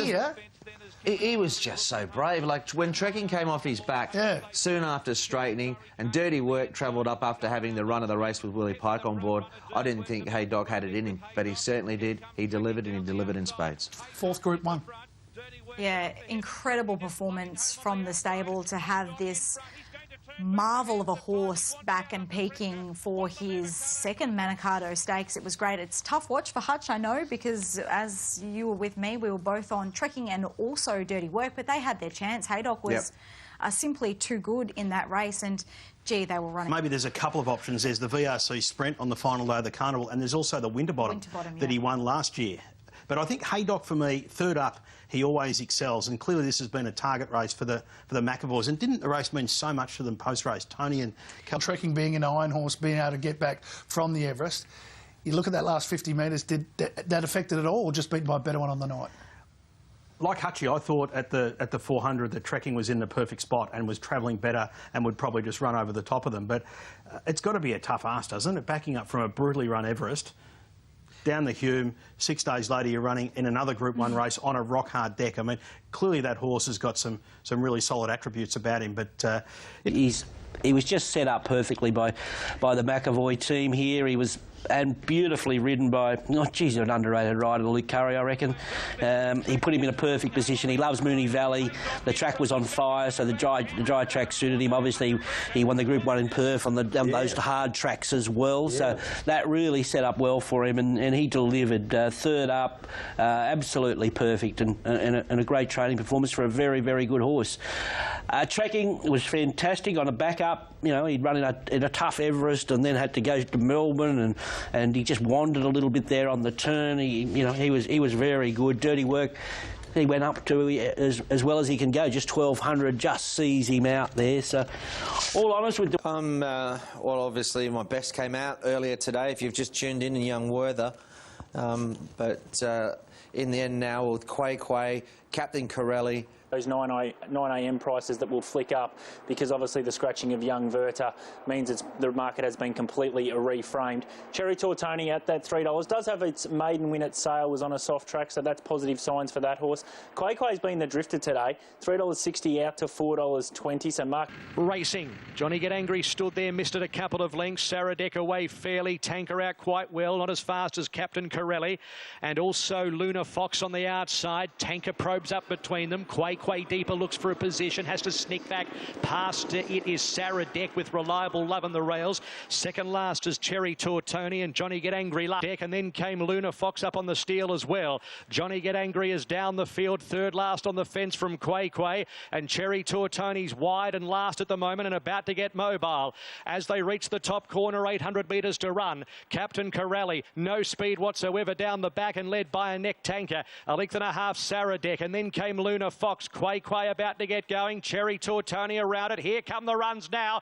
Johnny Get Angry second last, and then came Reliable Lovin'. So at the 500, Luna Fox strides up to Captain Corelli and Tanker. Cherry Tortoni now joining in from Quay left flat-footed. Further back is Saradek up towards the turn at the 350. Cherry Tortoni from last to first has gone to the lead around the turn. 2 lengths to Quay. Luna Fox battles on with Captain Corelli and Tanker. Cherry Tortoni, but Quay is the fresh horse on the scene. Cherry Tortoni at the 100, a half length in front. Quay wearing it down. Cherry Tortoni is boxing on just in front of Quay, and Cherry Tortoni punched down one from Quay, a half neck. 7 lengths, Johnny Get Angry, Captain Corelli, then Tanker, Saradek, Luna Fox, and Reliable Lovin' was last in the 40th vase. Oh, he was too tough. Paddy Payne's got him back big time. Breakfast with the best, he told us. It was a mistake to go to Sydney, and I've got him back. He just didn't travel to Sydney, but he's certainly travelling now. He loops the field off a really slow tempo and kicks clear. Quay made him earn it. Johnny Get Angry was a big space. Earlier than Cherry Tortoni, but he was brave. Cherry Tortoni has his ears pricked straight after the winning post as well. I think there's plenty more to come with this horse. Yes, he was a touch disappointing on face value in the Spring Champion Stakes, but I think that he's a great chance in the VRC Derby, and we know that Young Werther, well, he was the interesting one, which we'll get to shortly, but let's just have a look at this with Luna Fox. So you can see the horse. There's a real standout like there may have been in other years. So I've been underwhelmed by what we've seen, by what I've seen. I think through that 3-year-old staying crop, it is early for them, but there's nothing that I think, well, I maybe could be proved wrong. We'll wait and see, but at this point. Scratchings with Streets of Avalon, and obviously the other horse coming out, Chief Ironside, last year's winner. But favourite is Homesman, $3 since that reframe of the market, just out to $3.30. But the market in the last 5 minutes is going to be the go with Homesman. He's off 200. But I think you can make a case of most. I think Riddle Me That's in really good form. Age of Chivalry. Him in his last couple. I think the team have got him at his absolute peak. He could not look any better. So I've got to stick with him. Kingsville Dream goes on top ahead of $8.30. This is a strong push for this horse. Conversely, Homesman was that $3, $3.20. It's continuing to drift out to $3.60. I think you're going to get better about. Set at the 1,600 metres and they're away. Riddleby, that immediately goes back to the end of the field, and Kingsville Dream happy to sit second last. Up front, it's Dr. Drill and Homesman matching motors. quarters from Age of Chivalry, who has the sit on those. 2 further back, 5, and that's how they settle off the back section. 900 metres to go. Front runner is Homesman. Slowed it off. 3/4 of a length. Age of Chivalry second. 1.25 Dr. Drill third. Then came Kingswill Dream, tracked all the while by Riddle Me That, by the school, approaching the 600 metres. It's the big fellow Homesman, 3/4 of a length in front. Age of Chivalry second. Kingswill Dream the first to slip up 3 wide. They were followed by Riddle Me That tracking it, and Dr. Drill losing a bit of touch with them coming up towards the turn. At the 400, it's Homesman by a half length. Age of Chivalry, then Kingswill Dream battling on, still 2 or 3 off the lead from Riddle Me That, but Homesman around the turn is going really well. 200 metres to go, skip clear. 2 lengths Age of Chivalry, Kingswill Dream and Riddle Me That, but Homesman with 100 metres to go, led from Age of Chivalry 2.5 away, then Kingswill Dream, but it's Homesman too good. Homesman won the Crystal Mile, second Age of Chivalry, third Kingswill Dream from Riddle Me That, and Dr. Drill last of the 5. Dominant performance for Homesman. That is beautiful, fresh. He loves the valley, and what a ride by Ben Mellum. The boy was keen to play today. And this is Homesman's favourite track, first up, as it touched on Cambo. I thought he was quite soft in the market, though, so there wasn't a lot of confidence coming out of the stable. And I know, talking to Nick Williams, this horse is not a good track worker, so he's tough to get a guide on how well the horse is going. But I guess you've just got to trust him, because he's been in this situation before off reasonable breaks. Over a mile, first up, soft ground from the front.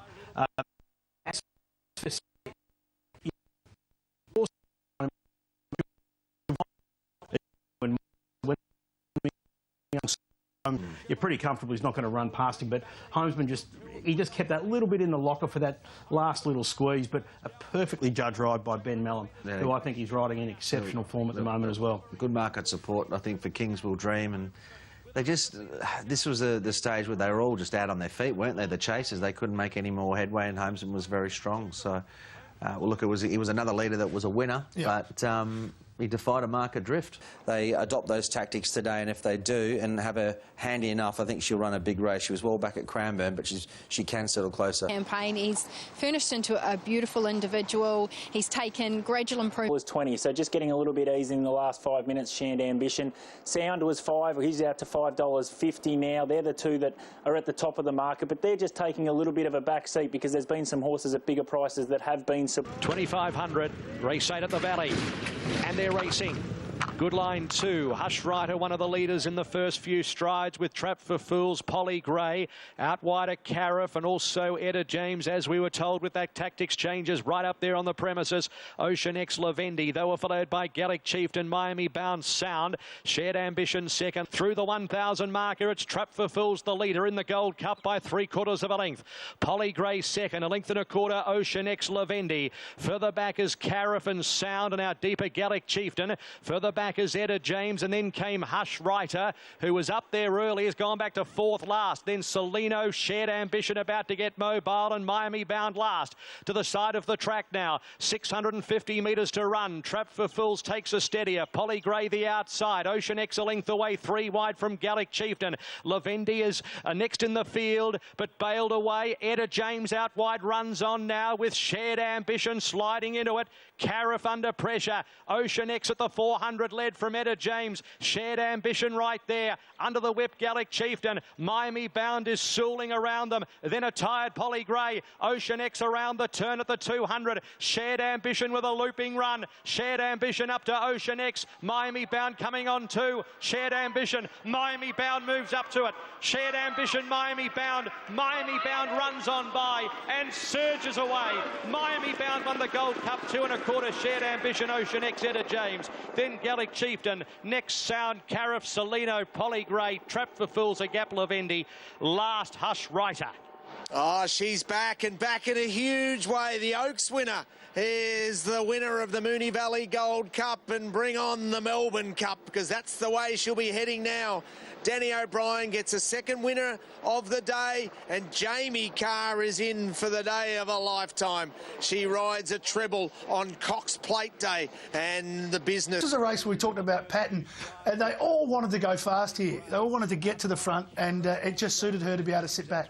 Yeah, well, she's on a horse that was probably a bit one-dimensional as far as that's concerned, but this is the balance that you need of riding the horse, and then you've also, on a specific horse, depending on how the race is run. But yeah, I mean, this great to see Mike, the Oaks winner, back, because she was very impressive. This was one of the wins of the day for mine in terms of the ease of the victory.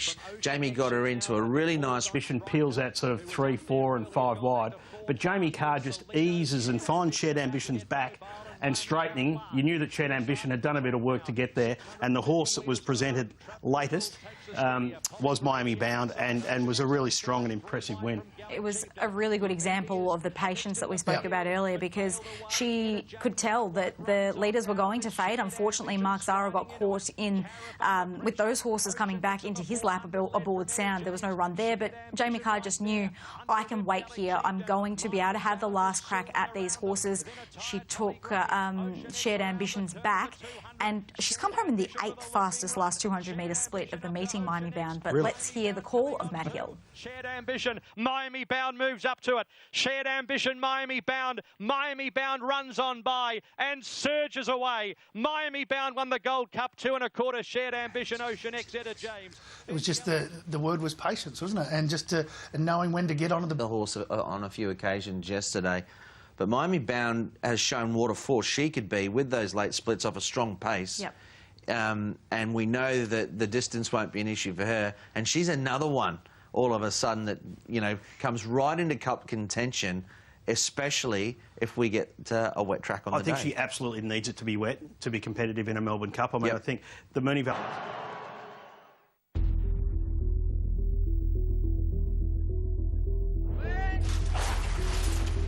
It's a fun.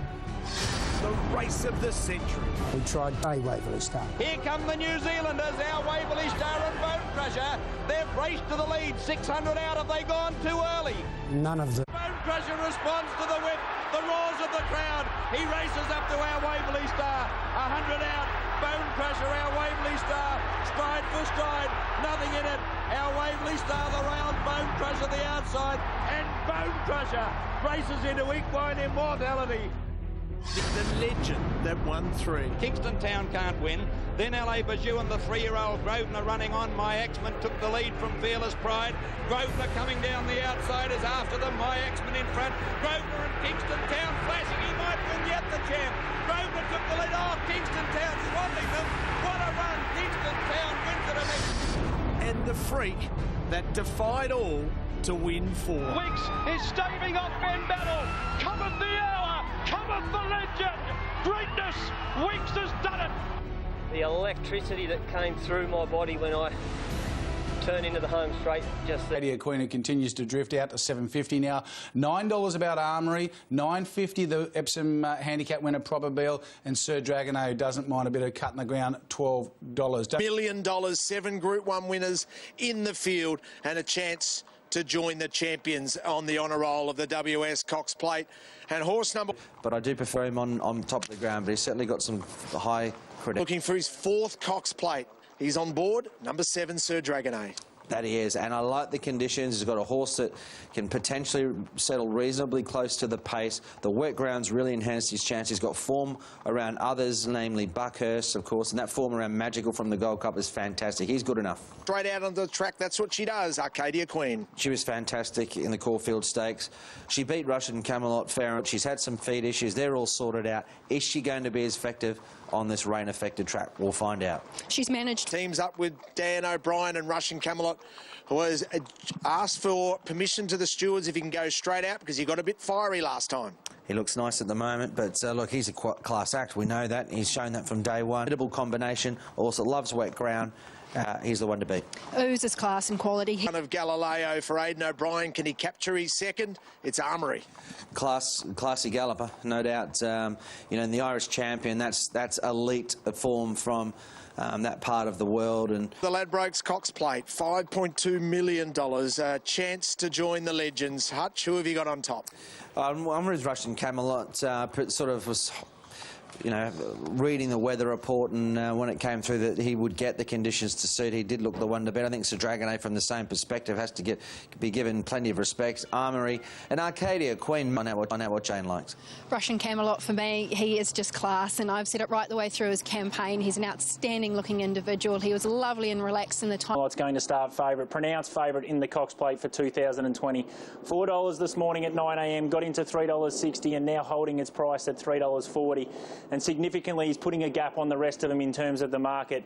Arcadia Queen 7 out to $7.50. Armory, we can't lay, 7 out to 9. So out on the track warming up for the $5 million feature. And Mr. David Gately, Arcadia Queen, Caulfield Stakes winner, to go back-to-back for you. Yeah, she was back to her best. Well, near that.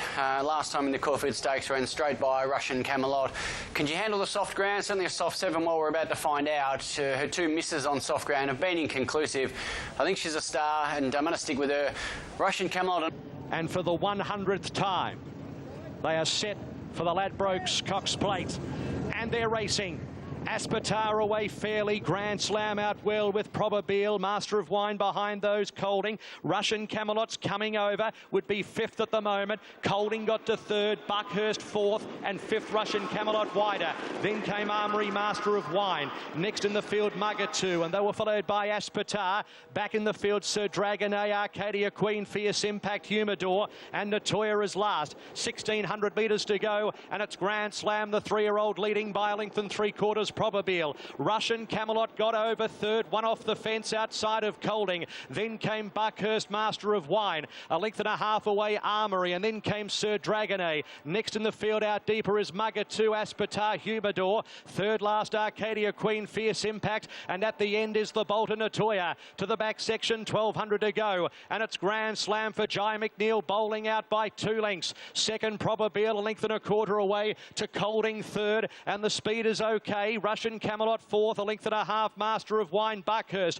2 lengths away on the inside next, Sir Dragonet, and then came Armory, a length and a half, Mugger 2, Aspetar, Humidor. Arcadia Queen 3rd last from Fierce Impact, and 2 lengths Natoya. So it's Grand Slam, 800 metres to go, looking to do it all with the lightweight by 2 lengths Probabile. A length and a quarter away to Colding 3rd. Russian Camelot every chance, 2 lengths to Armory, hooking deeper with Mugger 2. Then came Buckhurst, Master of Wine, Sir Dragonet. Arcadia Queen tracking into it, 6 off the lead. Then Aspetar under pressure from Fierce Impact up on the fence. Natoya, Humidor well back. Russian Camelot lets down now, moves up on the outside and takes the lead with Probabile. Armory joining in, and Mugger 2 around the outside. Russian Camelot has a fight on his hands. Armory takes the lead. Mugger 2 going with it. Sir Dragonet running on, and Probabile the fence in the straight at the 150. It's Armory. Sir Dragonet coming at Armory. Armory and Sir Dragonet. Sir Dragonet takes the lead, coming clear and joins a century of legends.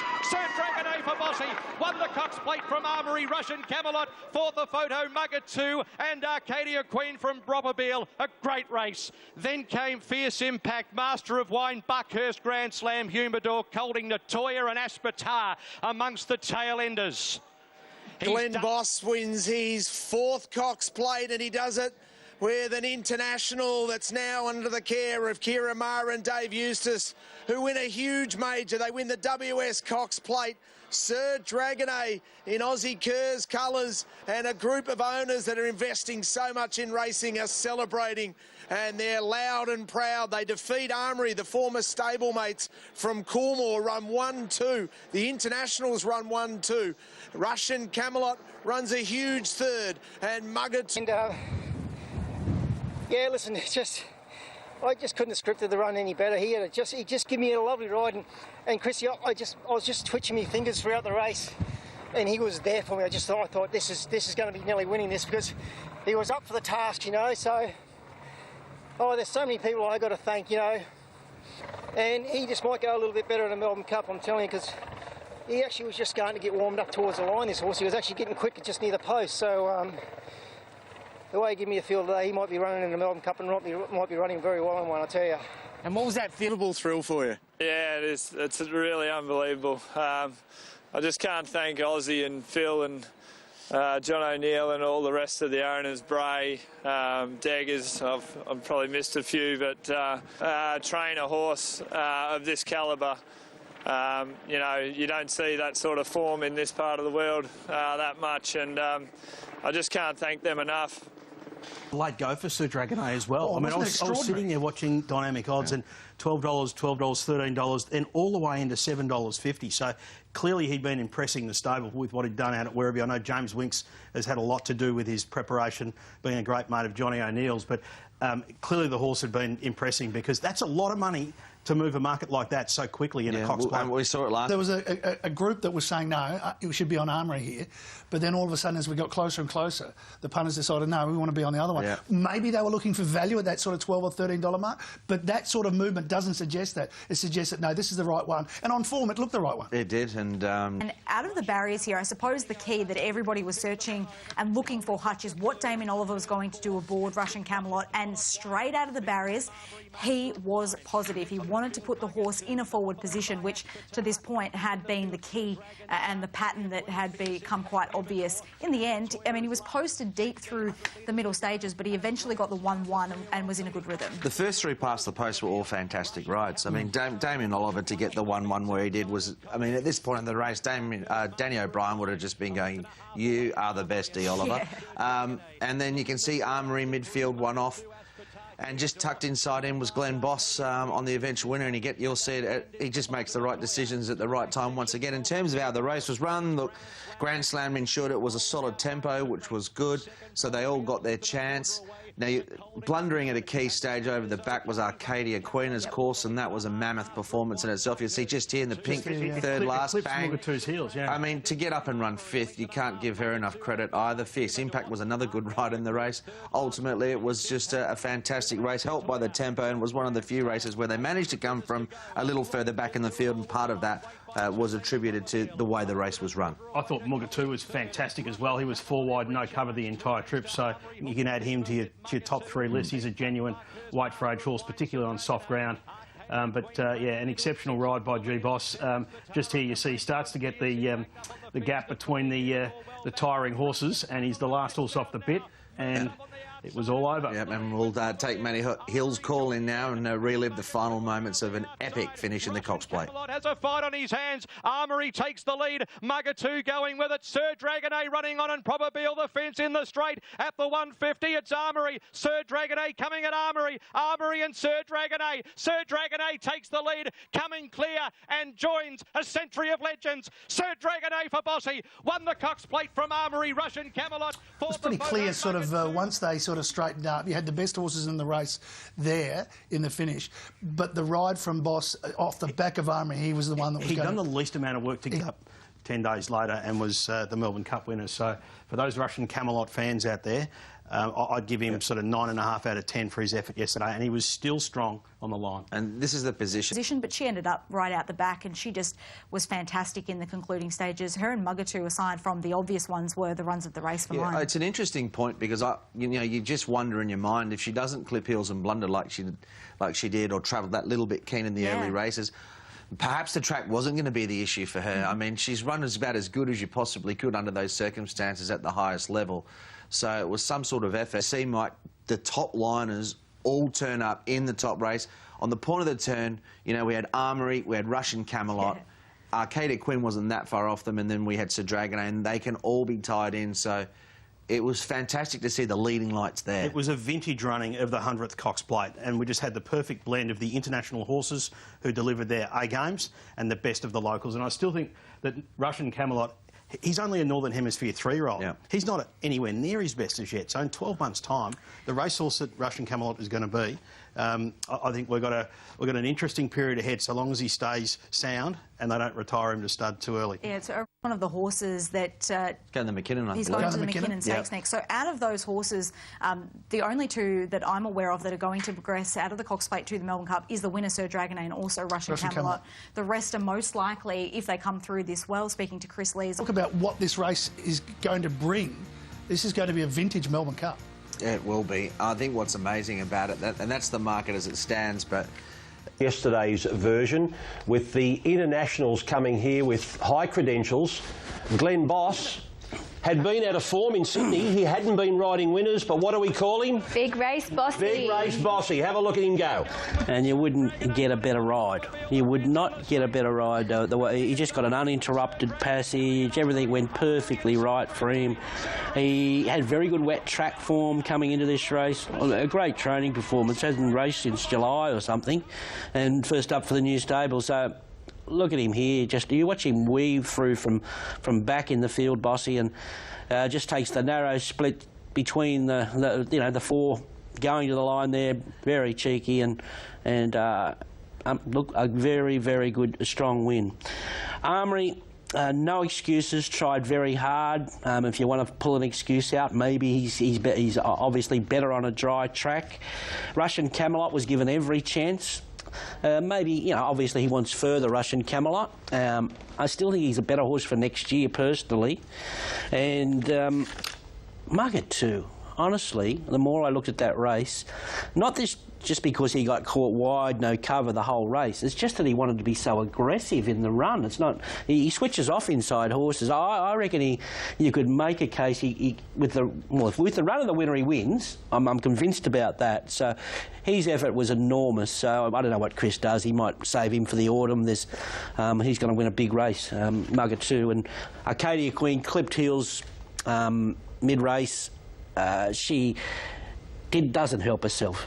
She just doesn't help herself. She gets in those moods. The previous start, Willie, I thought her run was admirable.